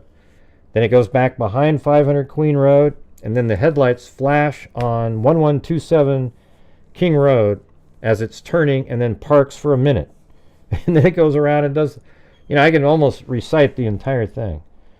And then eventually, at 4:07 and 47 seconds, the headlights flash on that 1127 King Road address, and it parks. And the vehicle isn't seen leaving until 4:20 and 47 seconds. So it parks at about 4:08, and it leaves at a high rate of speed at 4:20 and 47 seconds. But that must mean it left at like 4:20, since it was a high rate of speed, maybe 4:20 and 30 seconds. However, so inside of that 13-minute window, when that white Elantra was parked, because on the fourth pass, the white Elantra was shown as missing a front license plate at around 4:01 when it was making, on its fourth pass and doing all the stuff it was doing. At 4:01, it was shown missing its front license plate, which Kohberger's is missing, and it's a 2015 or 16 white Elantra they were able to determine on that. Then the vehicle made its way around and, like I just said, parked at around 4:08, and then is seen leaving at a high rate of speed at 4:20 and 47 seconds. And then inside of that time, we know that all 4 victims were killed because Xander Kernodle was still awake at 4:12, and she just got a DoorDash delivery. And that's when they were all killed, and it matches the time that Dylan Mortensen said. And Dylan Mortensen said she saw a man with bushy eyebrows wearing a balaclava. Brian Kohberger had purchased a balaclava in January of 2022. And by the way, he purchased a K-bar knife and sheath in March of 2022. Inside the residence after the murders, they found a knife sheath on the bed of Madison Mogan next to her right side. The knife sheath happened to be a K-bar knife sheath of the exact make and model of the knife sheath that Brian Kohberger purchased on Amazon in March of 2022. On the knife sheath, there was a button snap. They found a single source of DNA that matched Brian Kohberger.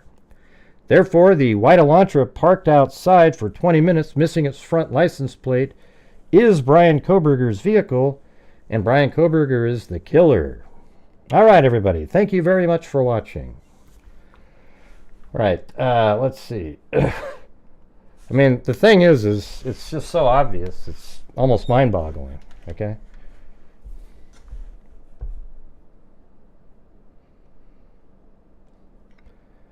All right, guys. We still got more to go here. We got more to go. Where are we at?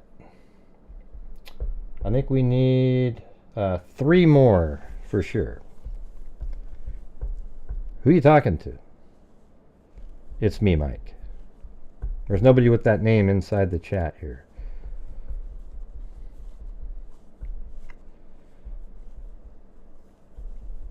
I don't know who you're talking to, Jenna. Nobody's talking to you.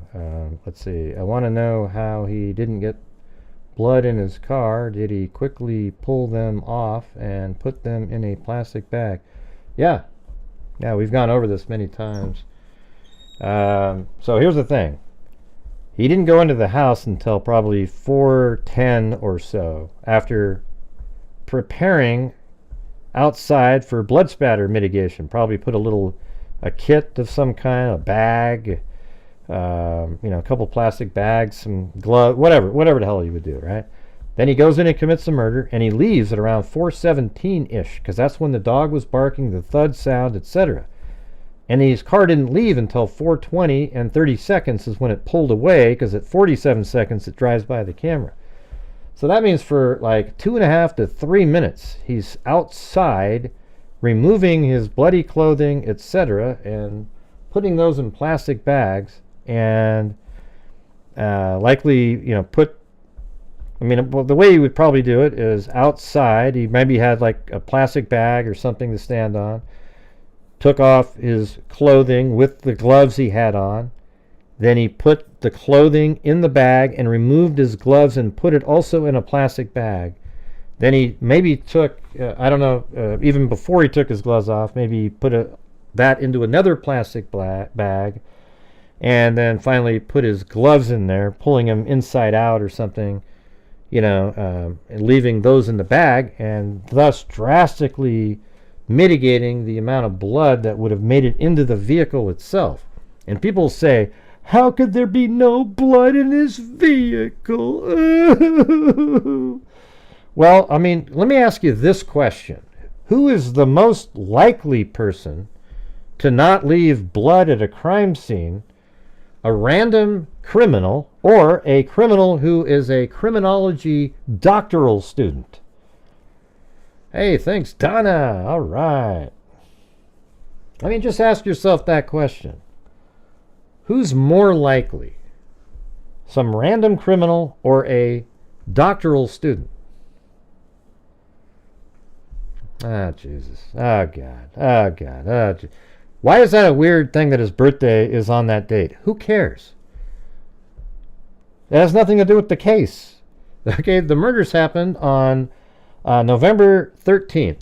The address was 1122 King Road, not 1121. If it was 1121, I might be going, ooh, wow, that's interesting.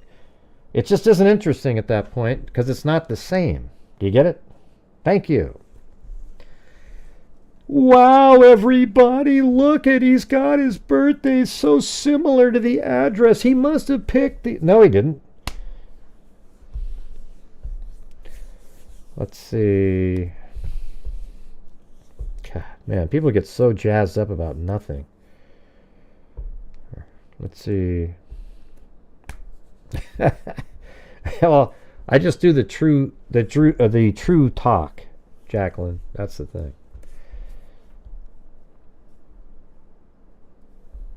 Let's see. That's right, Gray. We know the facts, but others don't know. Right. I'm just saying, people try to make a big deal about every little thing. You know, I know that it's, you know, I mean, people do talk about it. I've seen the comments, you know, like, you know, that I think Zozo was showing me something about another homicide. I can't remember. It's like something that you've... Amityville or something like that. Amityville murders, where there was like 6 people killed and there were some dates and things that were similar. It was November 13th and the address was like 112, but then had a whole different name on it. He is, isn't he? America. What's America? All right, you guys. Let's see. Yeah, so we're still working on this. Let me move this. So I kind of made a mistake. You have to go around through that intersection. So if you look right here, every time you make an object in 3D Studio Max, there's sub-objects, and they're called vertices, segments, spline, faces. This happens to be just a line. So what you can do is, if you just select the vertex right over here, I can move it. Probably, yeah, there you go. Boom, just like that. And then this one, I could move over. And notice how it's kind of a weird looping. So I'll try to fix that here in a minute. And then move that over to here. And then this one, probably, I wonder if I can I just remove that one? What happened? Let me just try it. What happens? Oh, there you go. Alright, so that vertex doesn't have the little handles on it. See this one right here? How when you click on it, it has those handles? So watch, I can turn it and see that makes it a little better curve right there. Just like that. Move it up. Maybe switch it that. And that one doesn't have handles on it, but if you select it and then right click on it, you can then make it a Bezier curve. Now it has the handles on it. See that? Just like that. And then this one also does not have it, so I can make that also a Bezier curve. And now it's a nice little smooth line that comes around. Maybe just straighten that out a little bit, move it into there. Yeah, that looks pretty good. And that one doesn't have one, but I think that needs one. Let's see. So that one does, so I need to straighten that. There we go, just like that. Isn't this awesome, you guys? It's like, I feel like I'm that guy with the paintbrush.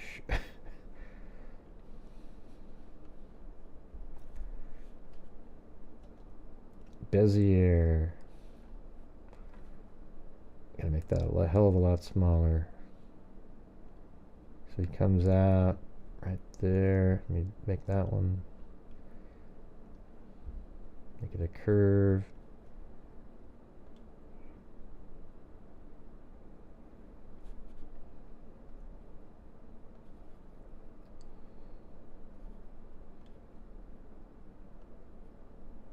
Yeah, that one's crazy.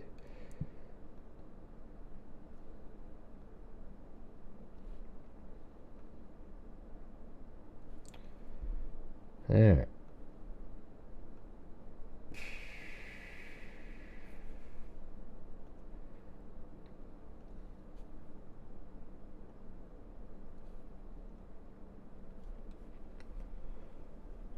that one looks ugly there. Fix that. Nice curve in there. I'm going to put on my other music. But hey, guys, we're still not at the number where I donate the 5 memberships. So if you guys can help support the channel, that'd be great. Channel memberships, etc.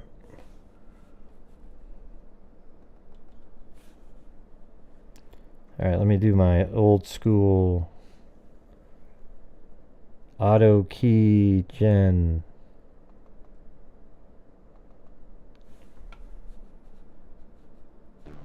Ah, that one's good. All right, so you can do it, you guys. Let's get to that goal tonight.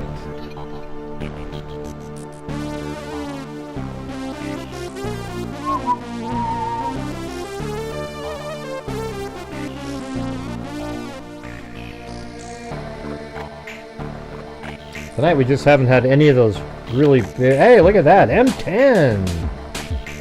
All right, I think that's getting close. Yeah, believe it or not, we're still, I mean, that does what I said, but let's see if we can. Membership gifting. 5. Thanks, M10. There's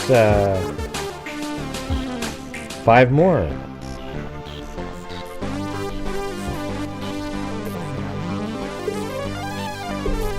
Almost there.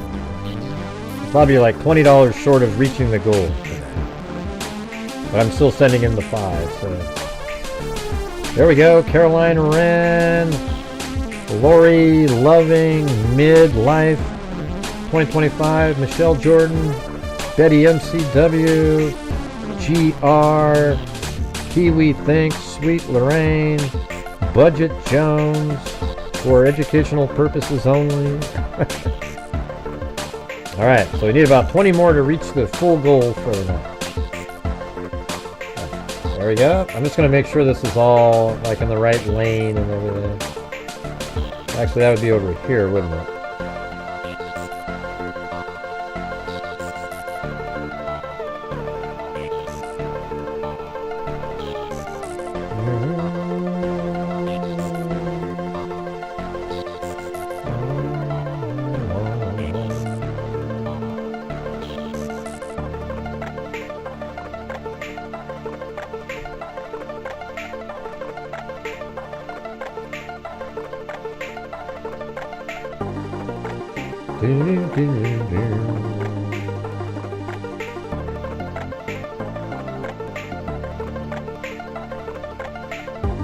This will be cooler in a minute, watch. I'll show you. This is the path the vehicle goes on, right?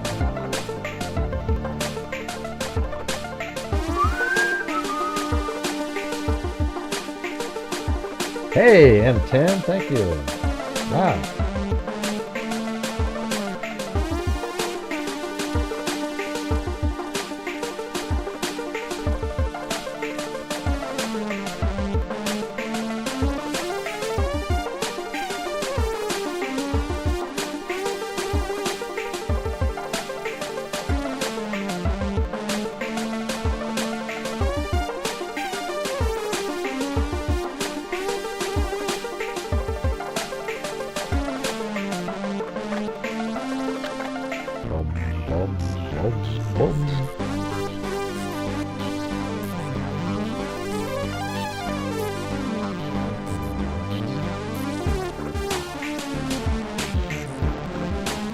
All right, that looks pretty good. Looks pretty good. Now I'm going to save this now. All right, now what we could do is try to. I have a video that I did while I drove it, so we can use that maybe for the timing. It just might take a minute to try to find it.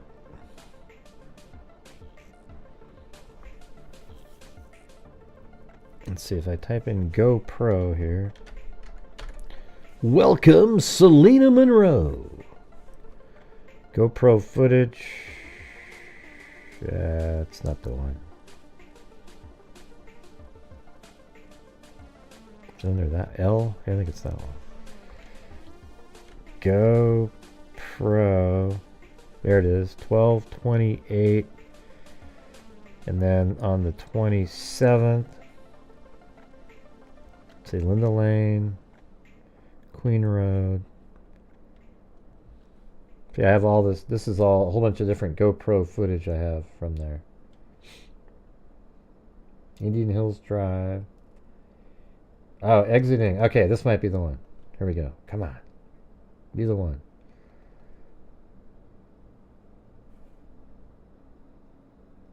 Here, let me open that. Open with that one. Hold on.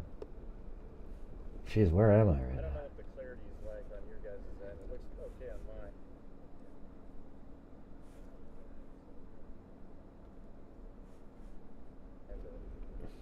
Jeez, where is this? Oh yeah, so that's like coming around. Let's see. Sunny side. If you take that left there, it's the same as going that way around. Take the sunny side right here, come down. Trying to remember where I am. Oh yeah, this is like later on. So I think I need the first part of it too. Hold on. Alright, so let me open this up here. Just kind of open another. Hey, thank you very much, Judy Marie. And so this is 27058. So what I need is the other one. I think there's a 37058. If I can find it. 37059. There it is. So it could be, if that's 27058, that means the other one is right here, and I think it goes right before it. So let's see. And they connect together. So this one might still be right around the address of the house. It's just so dark. Oh man, that's out on a highway somewhere. Look how dark that is. That's crazy. Okay, so that's 27. Oh, I think I need 17058. That's right. Okay, that's later. So that actually goes the other direction, like on this side of it. So I need 17058. Do I have that? 705. Oh, come on. How come?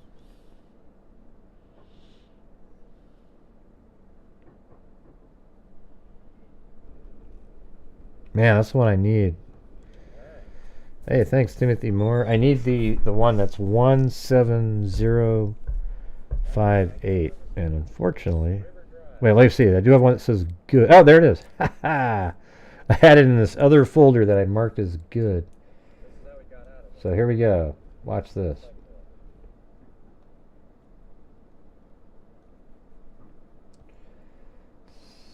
So let's slide that in. And so this is going to be a...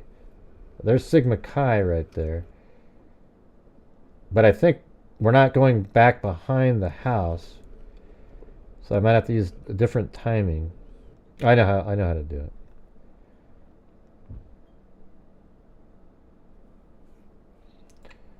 Let me shut this down. I think there's a lot of stuff open now. I don't want everything to freeze up. Like Taylor Avenue. That goes to Sigma Chi. All right, so here's what I'm gonna do. I'm gonna change put a filter on this. I mean, this is the stuff that I do when I'm not doing the show. You know, trying to figure stuff out. All right. Let me get my music playing again. Audio key gen. All right. So let's put on video effects, color correction, brightness, contrast. Watch how amazingly better this is. Watch.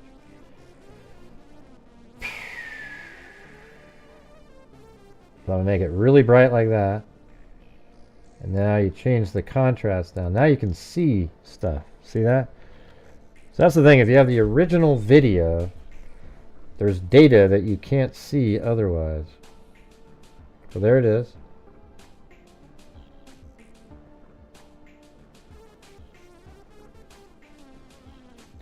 Oh, so I do go back there. Wow. So I'm going to go right behind. Here, watch this. Look how cold it is out there. That's like frost on the ground. So you guys get to see it. This is Kohberger's route, right behind on the north side of 500 King Road.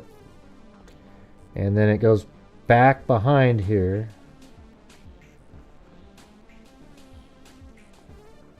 Turns, and then it kind of has to make its way back behind through this little opening here, and then takes a right. This might be an interesting one to look at in terms of the light hitting 1127 King Road. You can see the light, the headlights, and when it comes around, look at how the house, lights are low, and then when it turns, I can see the house over there. Watch. Ah, yeah. See, look at that. The headlights are hitting over there. See. And this is where it would have stopped. Alright, so that we're going to be right there, and then let's boost this one up. Let me make the same, I'll copy the same attributes to both of these. And yeah, brightness and contrast. Boom. Alright. So look at, now it's going to leave.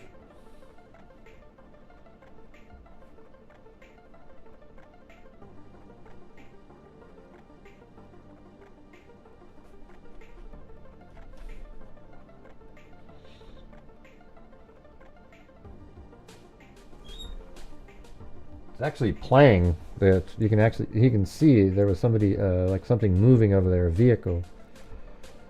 I'm just sitting here still. Man, that's a good one to use right there. That's almost where he might have parked, but maybe just right there. So here it goes. Alright, so what we're going to do is right when it passes 1112 King Road, which is right, boom, that's the time that they used it at 2:20 and 47 seconds is right here is where that vehicle is. So 2:20 and 47 seconds. And we'll just, but my clock says 7:54:13 because it's not, it's not. I'm just trying to figure out how long it took, and then we can use that as an estimate of how long it took to get to Palouse River Drive, right? So this is. Does that make sense, you guys?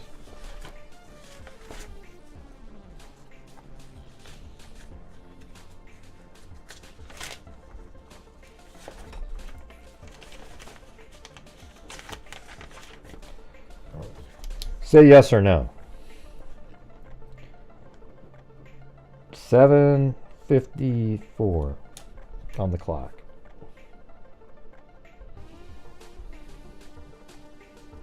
And this is the route right here. This is how he got out of there, because he would have shown up on various video cameras. There's Sigma Chi, where Ethan and Xana were. And see, notice how you can see stuff now because I applied that same contrast. Now you can actually see in the darkness. Like right there was pitch black on the other one.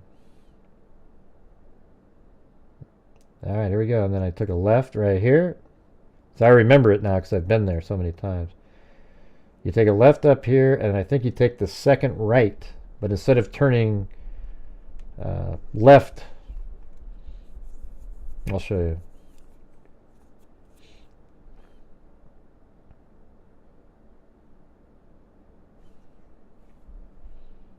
There's a right there. That's not the one. Then the second right That's the same place that you would have continued on before, going down Ridge Road and then doing a U-turn. This is the right before that continuation, and then you go straight down, and then you take a right on Conestoga, which is coming up. And I think I'm driving pretty quick here. This is like, you know, this is how fast he might have been driving. And then right here, the first right after you take that right is Conestoga. Boom, right? Then you go straight out this direction.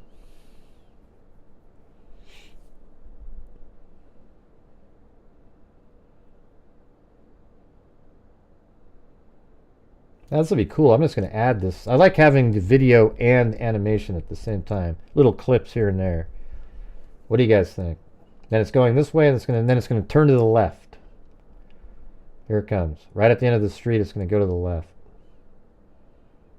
So right when you go through this light, you keep going forward, and then it goes, arcs around. Now we're turning to the left. And then this takes you straight down to Palouse River Drive. God, you guys are lucky to have a channel that did this work for you guys. I'm lucky to have all the freaks that watch this show. All right.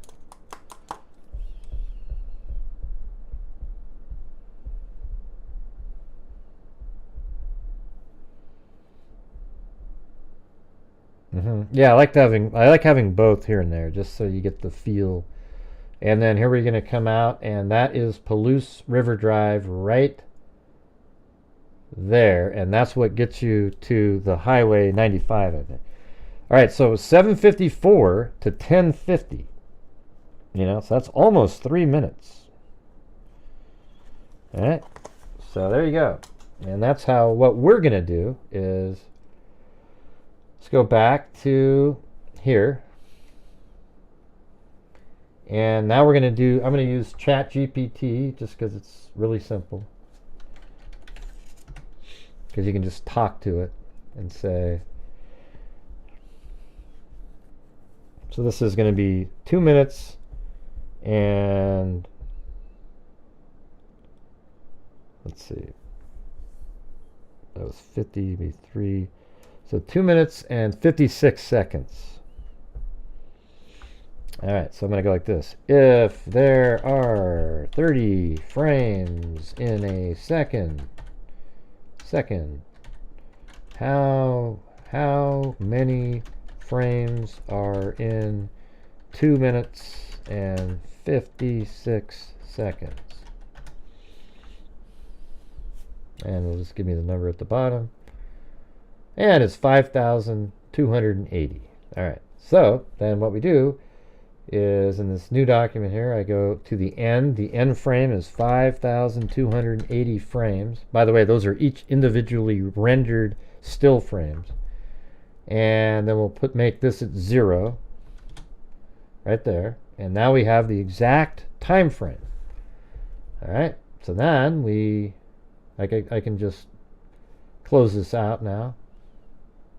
And now I have this vehicle, right? So then we go over to my vehicle. And then I say animation. I think it's animation constraint, and then link. I think it's path constraint. And then I select the path that we just created. Here we go. Boom. And because I'm all the way at the end, it's way over there. Now watch. There it is. And I left that other pin in there earlier so that it would start at exactly the same spot. Now, there's this thing called follow, right? So I have this follow right there. Now watch, see how the car's weird like that? And it takes off. I'm not sure why it's just, oh yeah, that's right, because this thing starts at, it's 0, but then you have negative 500 and stuff. All right, so there it is.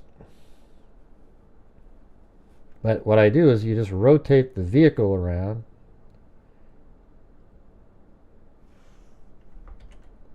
Let me use the local setting. Rotate it around like that. Ah, shit. It's not letting me do it quickly. All right, like that. And then it just follows it right along the line there. Look at that. That's pretty good. And then watch, it even goes right around the corner. Isn't that sweet? I mean, that's just like, I was actually hand animating that crap each turn, and there's no need for that at all. So this, I have it set up where it makes it all the way out here in exactly 2 minutes and 56 seconds in terms of frames, etc. So the speed of it would look like this,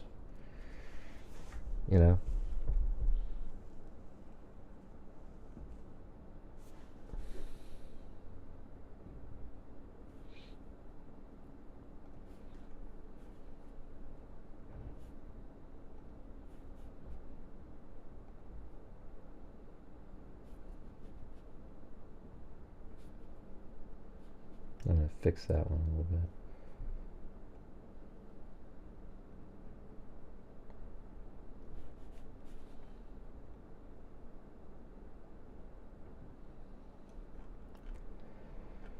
Alright. And look at it, goes all the way down. It's way down here at this point.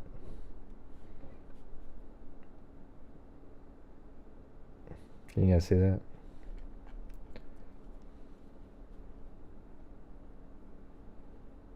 And then this thing's already been animated, so I'm going to remove all of the animations on that. Okay, so what are we at? Yeah, that's not what I want. That says, what did we get on that? 5,280, right? Alright, let me leave it here for a second. I want to make that like 30,000 for a second, and then remove all of these. You can, I don't know if you can see them, but in red down here, there's these keyframes that I'm highlighting. Those are all the movements of the camera, and then also have this animated, the target. Actually, I had it attached to the vehicle. So notice how, see how it's not following the target of the camera to the vehicle? Right now it's just taking off. And so again, see that little, I can take that, the target of the camera, so the camera will automatically follow the vehicle. If I go back up again to animation, constraint, and then link constraint to the vehicle. So I can just select it up there, I think. And see how it's going like that? It's moving by itself.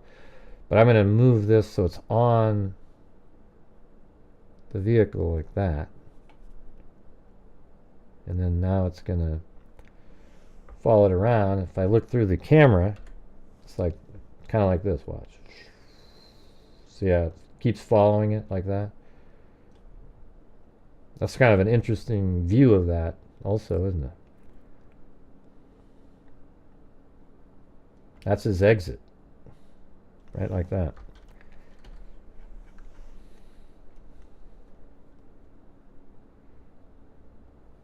So maybe it'd start off like it's over here and maybe higher up in the air, kind of like that.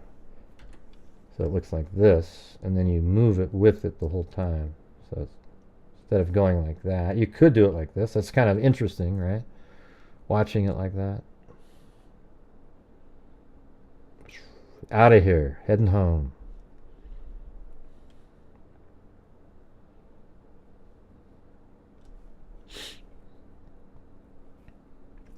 Alright, don't forget to help support your local Grant Hughes Investigates YouTube channel. See if we can have a decent night tonight. That's only if you have the ability to. I'm not, like, people who can't, you're struggling, etc. I don't want supporting my channel. You can, hit the like button, etc. But if you can, that'd be great.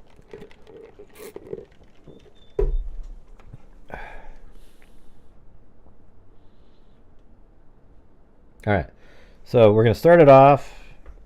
To get the timing, it's pretty interesting. I guess in here I don't do that. I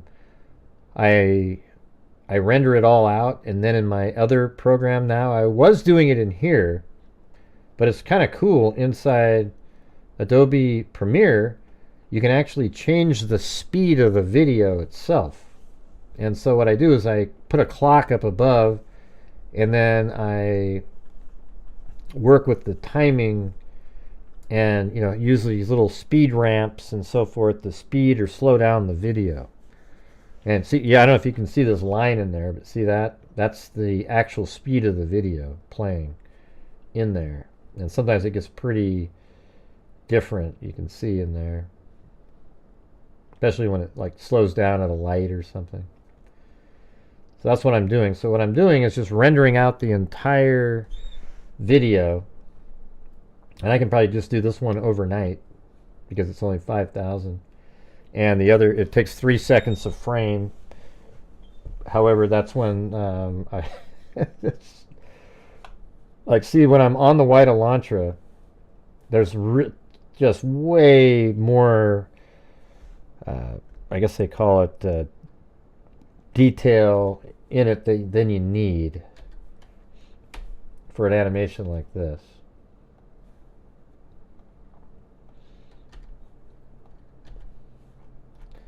So if you were looking at this object, watch this. Look at all of those, you know, all that information. Look at that. And so that's all part of the rendering process. It takes into account of all that stuff.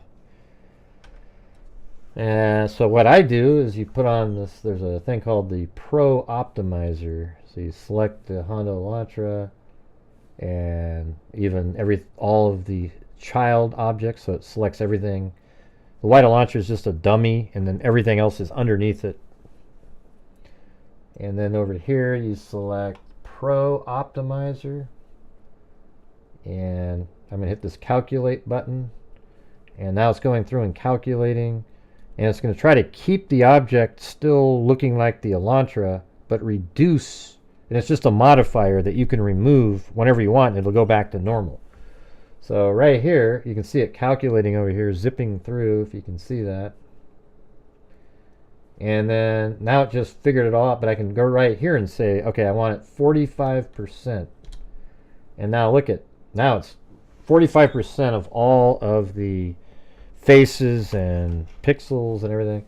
And it looks pretty similar. Now, if I made that number 25, it'll really start degrading the look of the Elantra.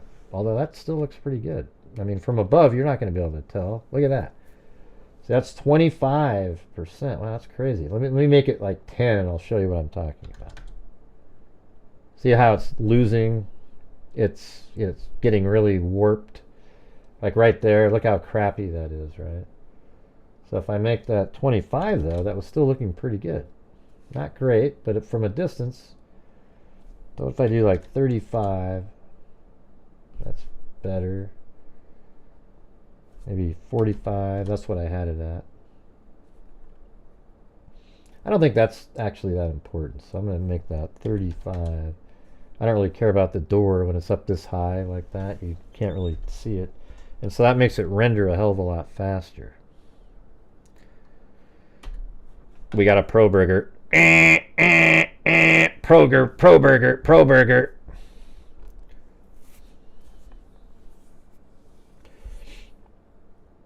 I'll tell you what, it'd be nice to get 5 more members tonight. We've got 35. Wouldn't that be great to get 5 more? Just to have that nice, beautiful number, as Trump says. By the way, you guys, I'm not nervous. I'm kind of sucks that my stock 401ks dropped and stuff like that. But I think what they're doing is something that we need to do. You know, we've had our countries absolutely. Every other country takes advantage of our country, charging us tariffs. Like they'll go, yeah, so that means we can't sell to those countries, but they can sell all their stuff over here. And so what he's doing is setting these tariffs so that these countries will now negotiate. And we'll work stuff out with all of them. And I think and then it brings back manufacturing back to our country. while it sucks right now, I'm feeling the pain like everybody else. I think it's going to be amazing. I think in about a year, like later this summer, you're going to start seeing a big shift, and then he's going to lower taxes on everybody, and it's just really going to be this massive jolt. And we need to start paying down our debt, for God's sakes. You know, I mean, let me ask you guys something. You know, when you start your year off and you make a salary, let's say you get a salary, say your family joint income is $100,000. Do you sit down at the dinner table and say, well, our budget this year is $125,000? Is that what you say? Because that's what we do as a country every single year. Don't you find that ridiculous? Okay, we make $100,000. So let's budget for $120,000 so we can go $20,000 more in debt. And let's do this every single year forever. It's stupid. Why don't they make it where whatever our country brought in the year before, that's what the budget is? And then the next year, if you bring in, let's say your budget's $5 trillion, and you bring in $7 trillion in income, you know, then you go, okay, wow, we just paid $2 trillion off in our debt, and now our next year it's $7 trillion, or maybe next year it's $6 trillion. Maybe it's you go up half of whatever it goes up. And then you're paying it off every year a little bit. It's so stupid the way we do this stuff. It's just wild, man. Nah, it's not going to be 20% more M10. It's not going to be 20% more. It's not going to happen. And let's see. I think it's just a negotiating tactic. It might last for a little bit of time, and then he's going to make deals with all these countries that have been absolutely stealing from us for years.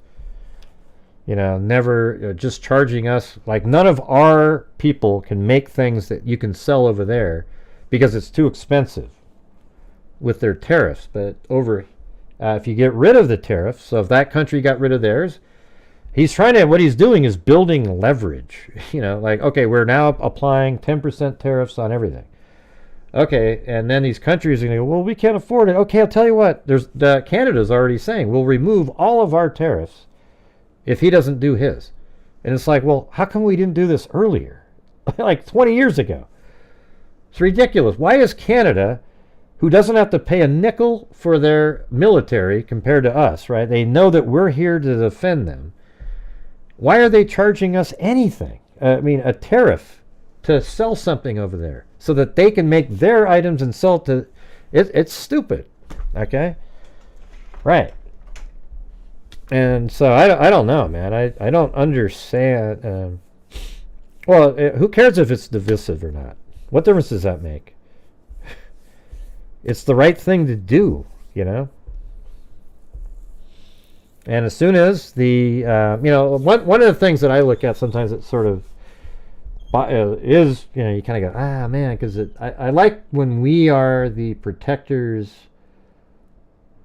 of the, you know, like the free world, but at the same time, how come all these countries just walk all over us and use us when we're out there defending them all the time? Do you ever ask yourself that question? None of these countries are in debt at all, you know, like Germany and France and all these guys. We're the country in debt because we keep paying for everybody else. I just think it's wild that we're okay with that. All right. But anyways, we'll just see how it goes, I guess. I'm confident that it'll turn out to be a great thing. And then you combine that with the lowered taxes. It's going to be pretty sweet. Now, of course, there's liberals that are listening right now that hate everything I just said because it doesn't fit what they keep being told by MSNBC, CNN, etc. Just let's see how it goes, man. You notice how, like, when a liberal does something that people don't like, the people don't go over and start attacking their businesses and destroying them on the right. But whenever there's a conservative, you know, like Elon Musk, for example, people are actually firebombing the Tesla plants. Is that something that we should accept? Is that a good thing? I think it's disgusting. And everybody should be against that. I don't think liberals are mean. I just think I think the politicians are mean that are liberal. I mean, they're just freaking crazy people. You know, I understand, like, liberalism's different politically now than it used to be. I think there's people that are just liberal people, and they are nice people. You know, they are the people that were always liberal before. But the political liberal, you know, like the political class that call themselves out, the progressives, those guys are nuts, man. Okay, those guys are absolutely crazy. Yeah. Let's see. Nah, let's put them on everybody who's been charging us. You know, there's countries that charge us 100% tariffs, and they aren't even, like, I mean, what for? They're making tons of money off of us. It's crazy. They want to just sell their cars in their country and make our vehicles too expensive to sell there. And the ones that want to do it get charged just ridiculous amounts of money to buy that vehicle.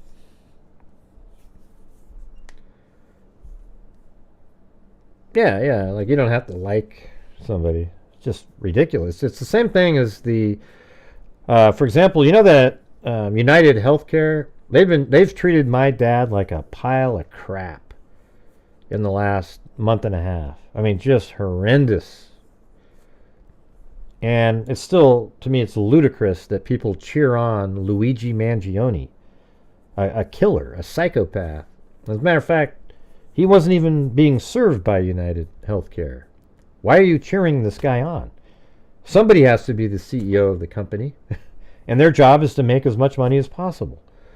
And that's the problem, though, is that healthcare has, you know, is that in healthcare, the insurance company's goal is to make as much money as possible, which means that you try to avoid paying out as many claims as possible. And isn't that a problem? Hey, LBT, if you say UG one more time, I'm removing you from the channel, okay? Do it again. Yeah, I was thinking that same thing, Blasty Pow Pow. Healthcare should be a non-profit organization, and their goal is to use as much as they can other than what it costs to run the company. Yeah. Okay, see you later. Get rid of Dan Da, too. Yeah, it's just, you got these passive-aggressive jackasses. Did you see the person emulating his stance against healthcare, shot worker? I don't know. No.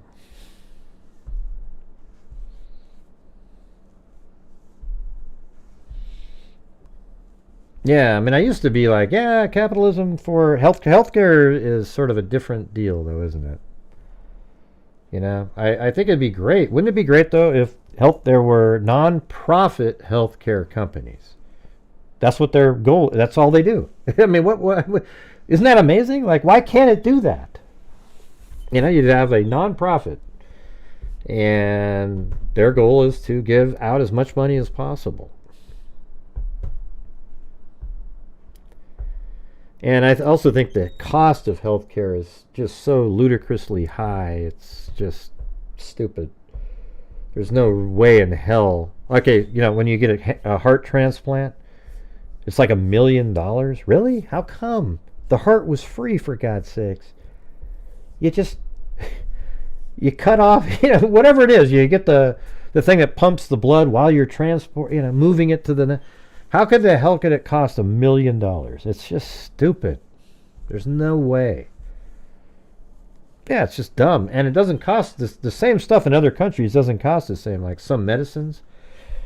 Like over here it's $500 a pill, and in Nicaragua it's $1.95 or something.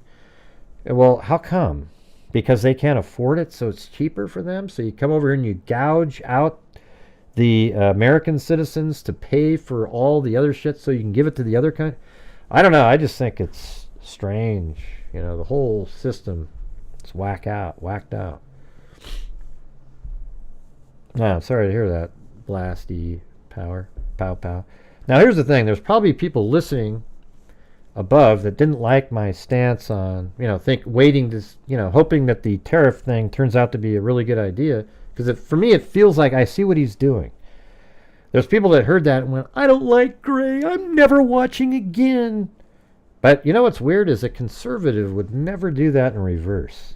Like if somebody said something, man, I hate these tariff ideas. They suck. They would never not watch your channel. But I get that a lot. Anytime I bring up something political, people just get so hell-bent out of shape for no damn reason at all. Just you think whatever you want to think, and I'm going to think what I want to think. All right? Thank you.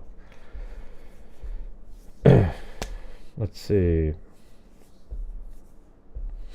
We used to all pay $75 per person in the house towards the provincial health. You're in Canada, right? All provided. Can't they? Yeah, I mean, you guys have. Basically, my brother's a doctor, and he says the answer is Medicaid, Medicare for all.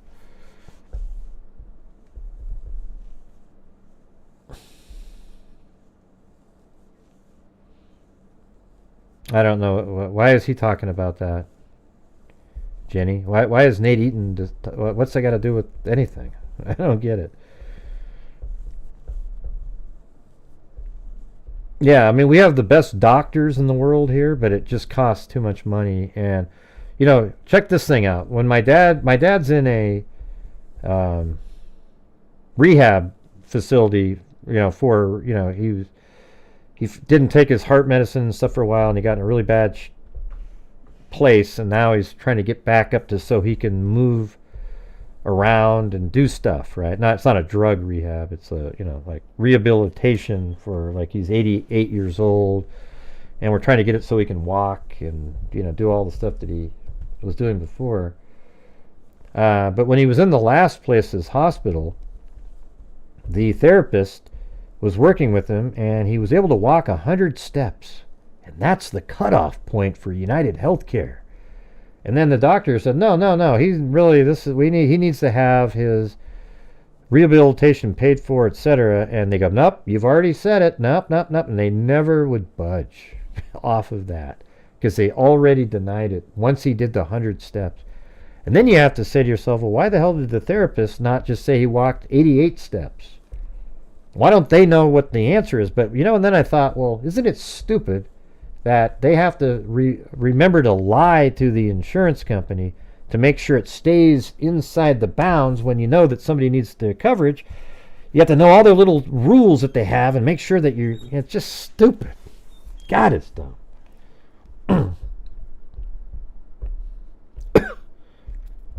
Yeah.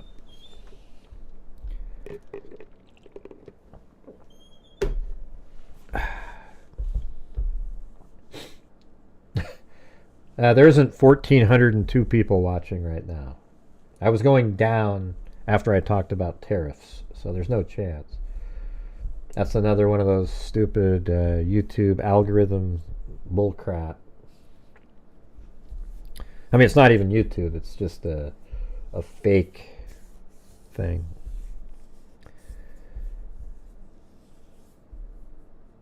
Yeah. Well, right now we're just... My parents are just in a really... It's not a good place. I mean, my mom was always my dad was the one, he worked up until he was like 86 as a nephrologist, and he was one of the best there ever been on the planet for kidney specialist. And he just and my mom was always the one that took care of everything around the house and paid the bills and stuff. My dad just worked and read his journals and just kept doing all the stuff, right? And then 2 or 3 years ago, my mom's memory started dropping, and then it came to a point where she can't do all the things that she used to do mentally. I mean, she physically is good, like healthy. And then so my dad had to start doing those things. And then the stress of all of that just started eating away at his health. And then he got to a point where he just was like, he forgot to take his medicine for a while. He was just all over the place. And then he was like, he had to go to the hospital. And then my mom, who just a few years back would just be all over making things happen, getting things done, etc. She doesn't even remember the details of how he was sick the day before. So it's just just in a really crappy place. So hell, my parents can use your prayer hands that you guys do all the time for everybody else, because man, it's just not good. I've never asked you guys to do that before, but hey, if you want to do that for my parents, that'd be great. It just sucks.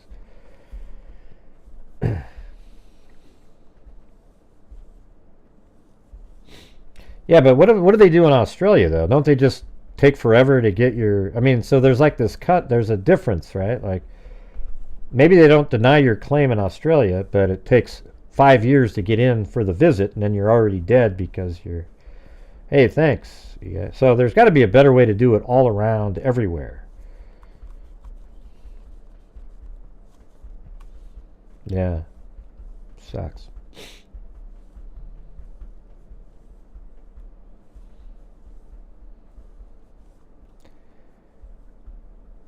Yeah. Right, but if you're in the public one, aren't you just kind of screwed? So I guess that's where the problem is. Like, if you don't have the money to be in the private.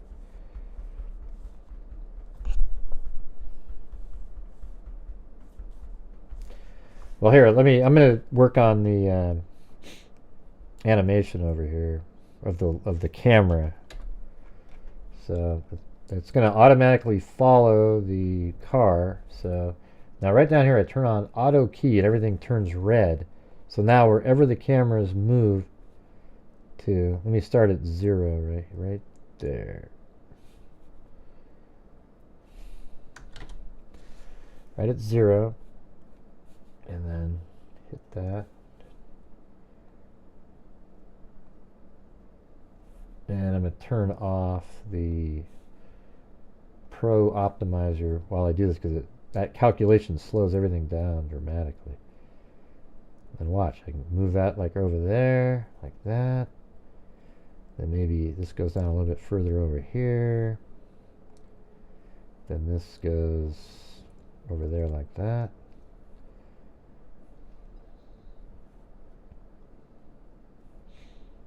And then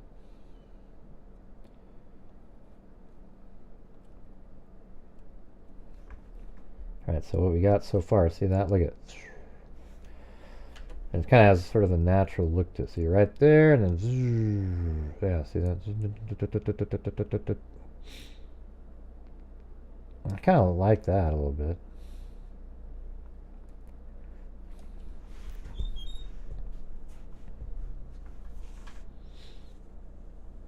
Yeah, like if you have a horrendously shitty thing, it probably, I mean, I don't know. Obviously, if you have something really bad, it covers all that. But if you have something that could turn into something bad, it seems like it would take forever to get into your... to see somebody. 'Cause, I mean, you've told me stuff like on different things where it's like, God, it just takes forever,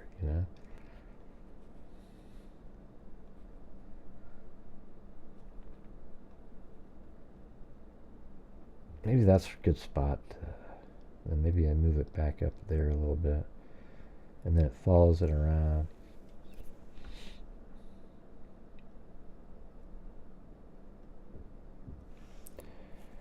Alright, let's see it. Here we go. Like that.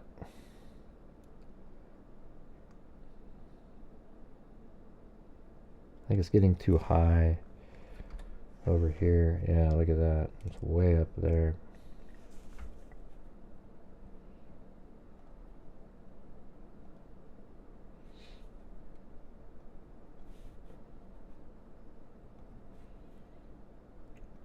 Come on, you guys. What happened to a little support for the channel going on? We've been going on here for like 45 minutes. We could have had one of those nights where it sort of made up for that first night of the month. That thing was...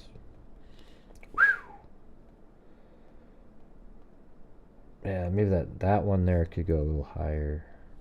Right there. Alright, let's see that. That's probably going to be better.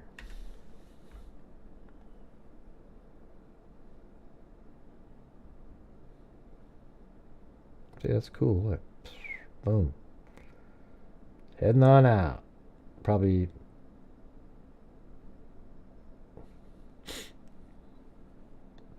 Alright. And then up here, I go to render. Oh, wait, let me turn back on the optimizer. That's really for the rendering part. Then render. Setup.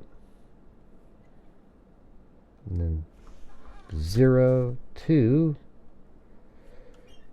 What was the number they gave me? I forgot to change that. Hold on. If this was 0, 2. It was 5,000 something. 5,280.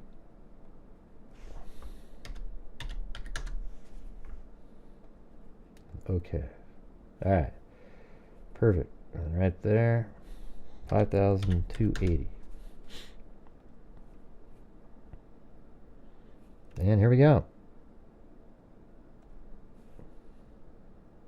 Wait. Make sure I got it in the right folder. Ah, thank God, man. That would have screwed things up.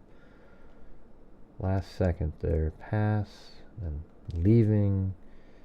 And I'll just put 5 on there.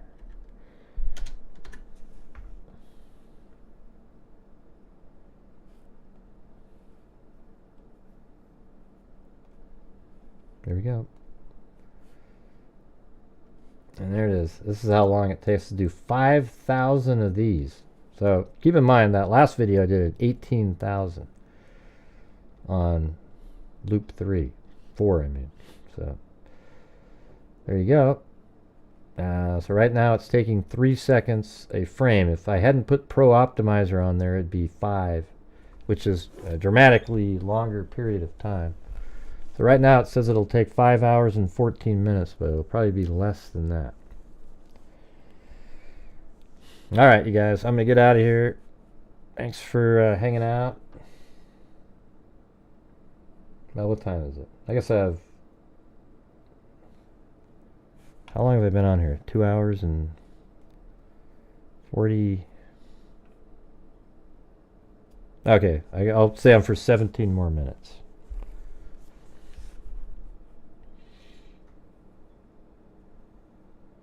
Alright, how about some coffees, you guys? That's what we need. We've only got 2 coffees tonight. Alright, there we go. Hey, thanks, Zozo. Appreciate it.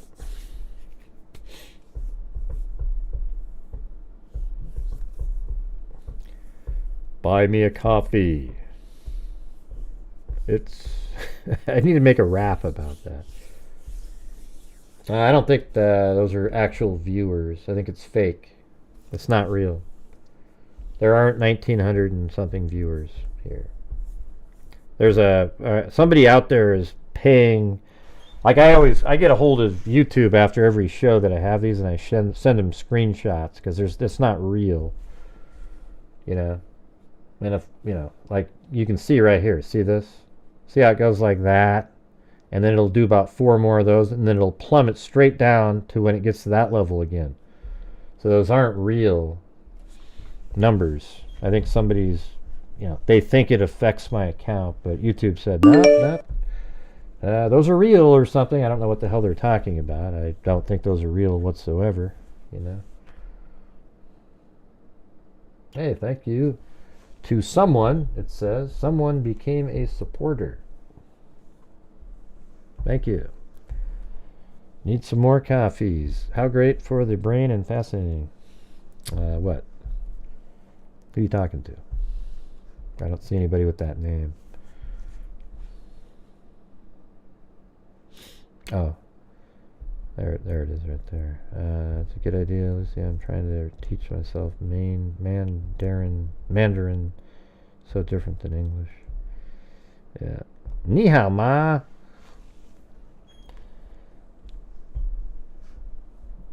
Worldwide is changing incredibly. Yeah, remember when media used to be like it was a place where you'd know that it was being legit? It isn't that way at all currently. It's just complete garbage. All political, whatever they can do to score points and, win. I don't, like nobody should care about any of that stuff. It should just be about facts. That's how we cover true crime, by the way. Exactly how the media should. And by the way, you know what's interesting? Haven't you noticed that in the when I'm covering cases, that I put out the factual and responsible theories based on the facts of the case, and even the media outlets that cover it do not do that. They are all over the place with sensationalism and going with what's popular and making things seem like there's a possibility there's something else, etc. Isn't that weird? So they're not even like how you would want people to be, a journalist. It's crazy. It's absolutely wild, You bought one that says someone became a supporter. I don't know. What was the amount, Jeannie, that you put in there? I mean, don't you think it's weird? Like, I'm on some of these news channels sometimes, and then when you listen to their coverage a lot, even when I'm on there, it's just all the other angle. Like, I'm always the outlier where I'm actually the one that's telling the people the reality. Isn't that weird? I mean, it's strange. It's absolutely crazy. Like in the Delphi case, it was so obvious. Richard Allen's the guy, right? And, that's what it turned out to be. And Kohberger, he's the killer, and everybody wants it to be something else, and there's something weird, and there's this and that.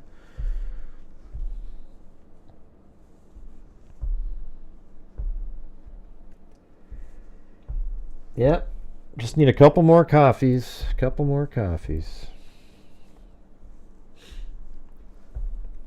Yeah, it's weird too. Yeah, that's what Zozo always says. Like, you guys can't watch certain channels. What the hell for? It's ridiculous.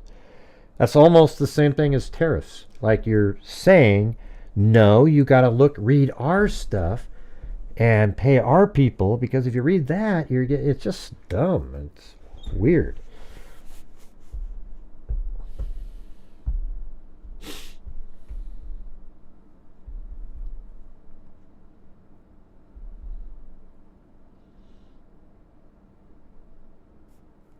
Yeah, well, just do things with your brain.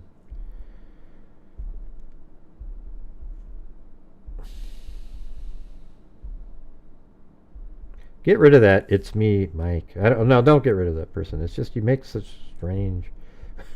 God, don't get rid of "it's me, Mike." Let's see.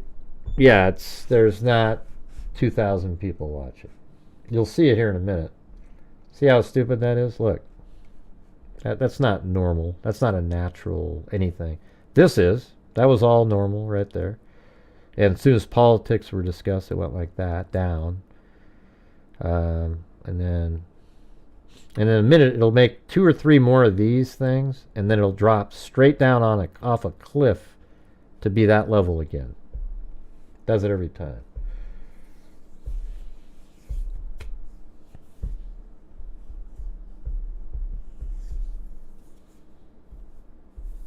And it's not real, because if I had 1,930 people watching, my total views would be way over 3,728.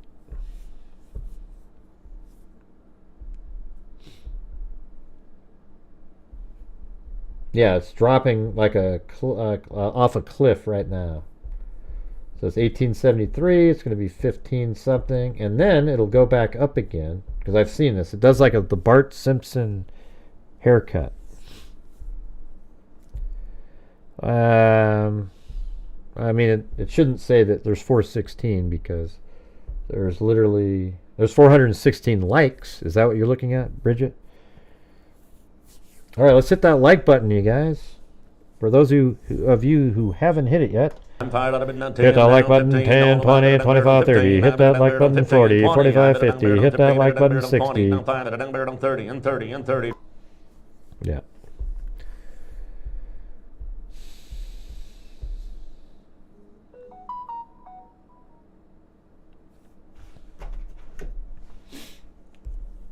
Yeah, so we're already on frame number 147. Pretty sweet.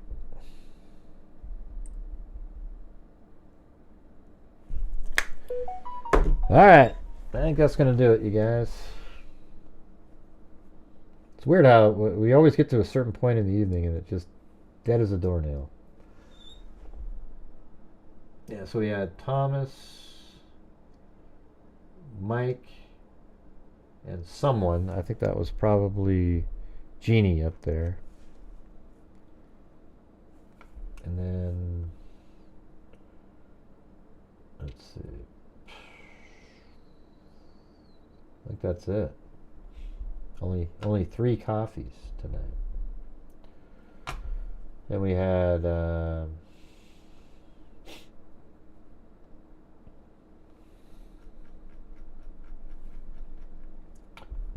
let's see. Corey Zortman became a member. Then Georgina Stoliker, K. Me, Luciana D, M. Rose, new member. Then Tired of It All. Then Allie Cake, Christy, Luciana D, Karen, like Birdley's Purdy, Naomi Rollins, Allie Cake, Christy, Moofies, Richard Watts, Rebecca Medley, Blasty Pow Pow became a new member. Then RDWWDR, then Rose Shields, Cheryl gifted a membership. Then 2323. Rose Shields, new member. Then CR gifted one. Then and CR is a new moderator. Then we got Wise Child, Alley Cake, Rose Shields, Self Esteem upgraded. Then Blasty Pow Pow upgraded. And then Alley Cake and Jessica Schubach. These are all gifted memberships. Alley Cake, Jessica Schubach, RDW, WDR, CR, all gifted memberships. Then Lisa Valenzuela, 25 months. Then Alley Cake, RDWWDR, and Moofies gifted memberships. Then Sirius Black. Then Donna gifted one. Then M10 gifted 5. That was very cool. Then I gifted 5. Then M10 did a super chat. And then Selena Monroe, new member. Then Jeannie Marie. And the last super chat was an hour ago. That's where it gets sort of like, whoa.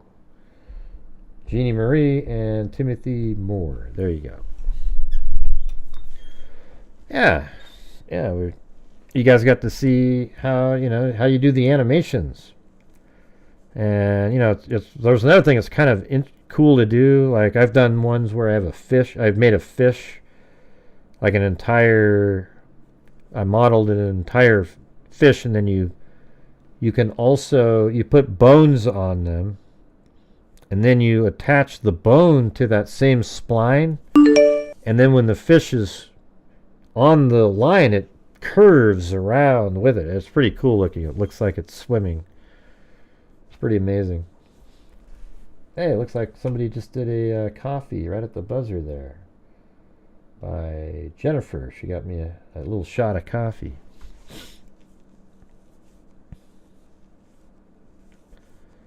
Thanks, Moofies. Hey, at least there's one near the end there. Yeah. Yeah, so this will be done probably in 5 hours, and in the morning I'll have this one.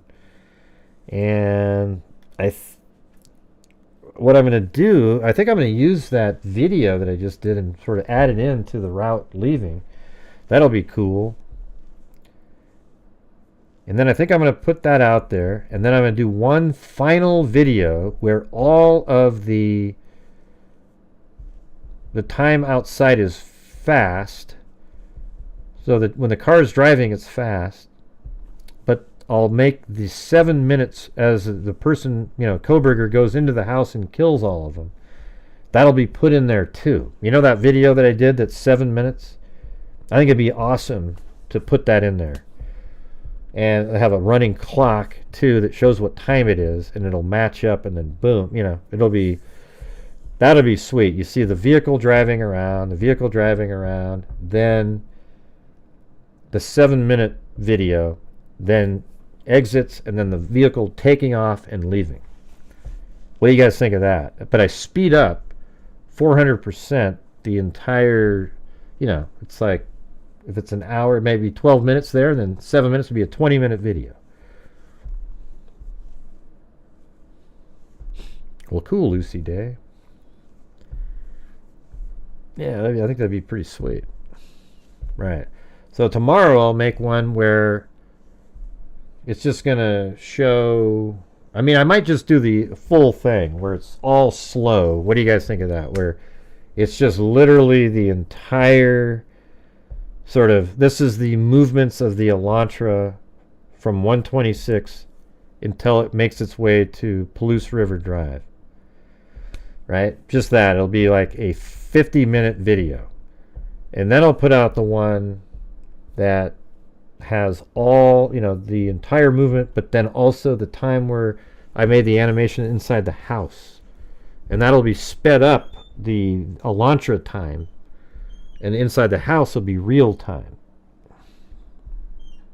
All right, so 2 videos, and then that should be, you know, I mean, I guess I could make, then another one I might make is kind of showing that the time is, that he passed him could be those beeping sounds of the key fob, and then that sort of would change a couple things. That would just be a random video, though. I'm just trying to put out the general motions of the white Elantra. All right. Well, anyways, thanks, everybody. Thanks, Jennifer, at the end there. Thanks, everybody, for helping support the channel. Make sure to go watch the video that I put out earlier today, where it goes through the first 4 passes until it stops. And then I'm going to add on the part where it takes off at a high rate of speed. And then I might even make that just for, I don't know. Do you guys think I should do a version where it's the full slow length and then people can talk about it? Or should I put out one that's maybe like 300% speed, but it has all of it? And then I'll put out a final one that has the 7 minutes inside the house also. That'll be, I don't know. I'll think about it. Let's see how it goes.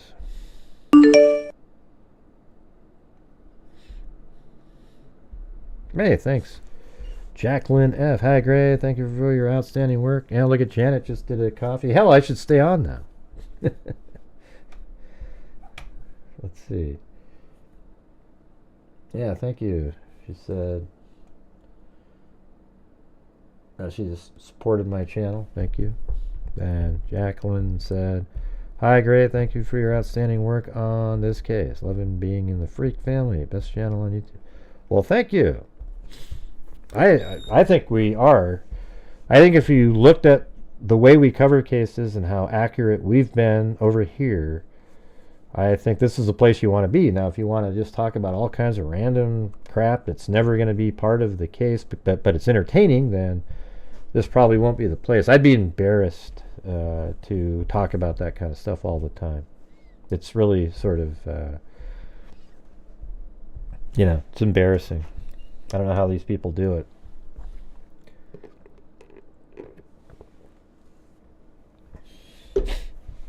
Yeah, well, I could do, how about I'll do that. I'll do the real time. What I'll do is I'll try to find a little bit more video to fill in some spots. And it'll be from 3:26 until 4:20. You know, it's almost, I mean, hell, it's like 57 minutes, actually. So that would be the full time. And then I'll make one where I'm speeding up the Elantra time to like 300%. Yeah, I mean, if I can make it 25 minutes at like 250% or 300, wouldn't that be better than sitting there watching 57 minutes of a slowly moving? I think you get the movements better when you see it moving a little quicker. Because then you really, oh, wow, look at that. There it goes. There it goes. Yeah. Hey, thanks, S.J. Waits. So this is Jacqueline's comment. Then, very cool. And then we have S.J. Waits says, thanks for the work you put into these videos. My mom is in assisted living. I understand a little of what you're going through. Yeah, it's just... Yeah, assisted living, that's where they're at currently. You can get assisted living. It's a retirement place, but assisted living is one of the things you can have there. And then they also have a memory care wing where you might stay there. So even if at some point she's in the memory care unit, dad's right there in the same building basically, and they can visit each other, etc. But we can't have her walking away or wandering off or anything like that.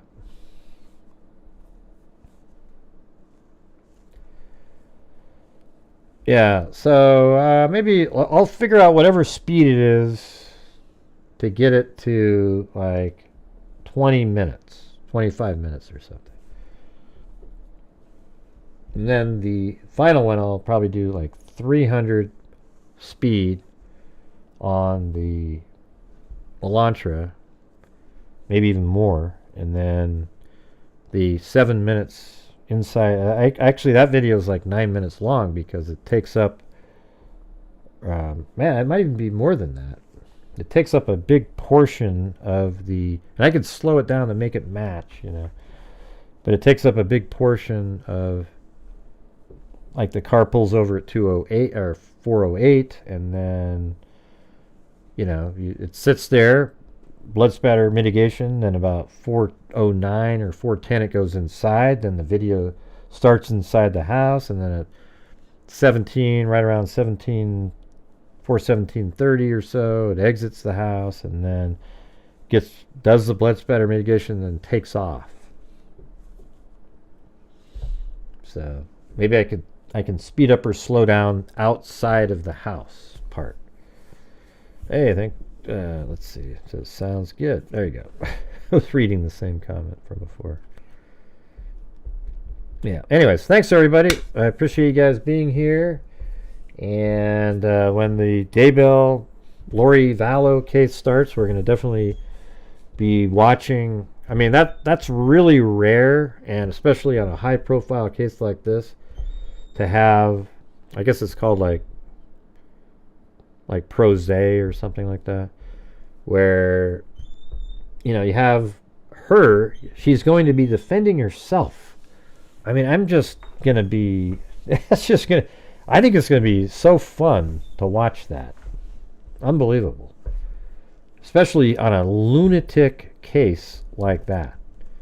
I mean, when they have this evidence up there, how is she going to explain it away? It's ridiculous. Yeah, she's just, I mean, we've covered that case since the beginning, and sometimes it got kind of stupid and, really just dumb. But now, it's to the point where it's so ludicrous, it's entertaining. It's like, it'll be so crazy watching Lori up there trying to explain away why Chad called I don't know why Chad called. Well, you're married to him. Don't you love him? Why are you going to throw him under the bus? Well, you see, God, oh, Jesus, get the hell out of here. Everybody should go watch the Dateline interview with, now I forgot that guy's name again, with the white hair. I always forget that guy's name. But it's crazy. I've watched half of it so far. She's nuts. She's very similar to Jodi Arias. Kind of feels entitled, like, you should believe me. I thought we were friends. Yeah, Keith Morrison, right? That's him. I always forget that guy's name. Yeah, you should watch that one. And then Zozo sent me something. It's an interview with Lori and her son. You might want to check that one out. Colby. And I think if you watch both of those going into the trial, you'll have a whole different, you'll just be like, oh God, this is going to be crazy. And just watching, we played yesterday, or yeah, I think it was yesterday, in court, how she was just, I mean, arguing with the judge, asking for advice, and just,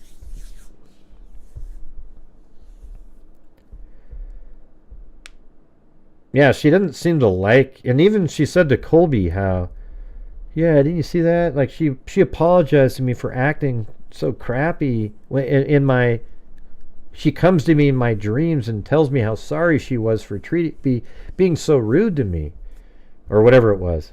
Really? You're going to go with that?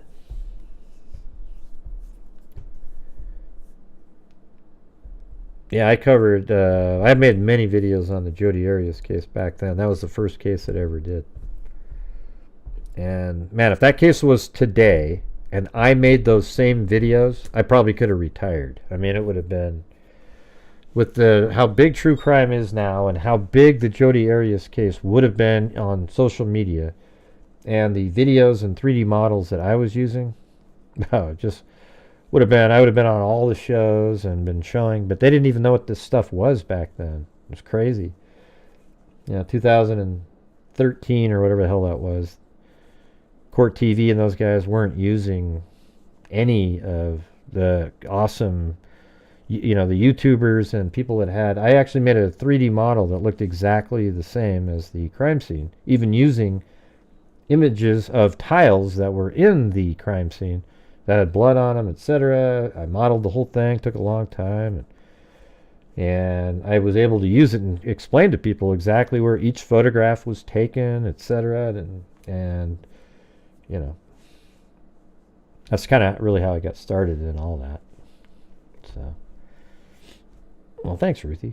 All right, anyways, I gotta go. Thanks, everybody. We will see you guys tomorrow. Who knows what tomorrow will bring? All right, anyways, thanks again. See you guys later. And as I always say, until next time. And by the way, thanks for all the comments and stuff, letting me talk about my parents and everything like that. It was cool. Thanks for the comments. See you guys later, and as I always say, until next time, be safe out there. Boom! Yeah, I've been doing this true crime thing for quite a while now. And during this whole time, We are I have all not seen Richard one out. person that is You pieces of shit got to the jury, crime didn't you? dissector, plug rejector. I'm a certified human lie detector. Gonna get ya on a stretcher if you try and play me like an old projector. Crime sector is my nectar. Professor Greg is gonna give another lecture. Crime collector, freak connector, and I'm always gonna be a pup protector. Fool deflector, interceptor, and I'm meaner than a spectre with a vector on his pector. With all respect, y'all, just remember I've a temple fucking check ya.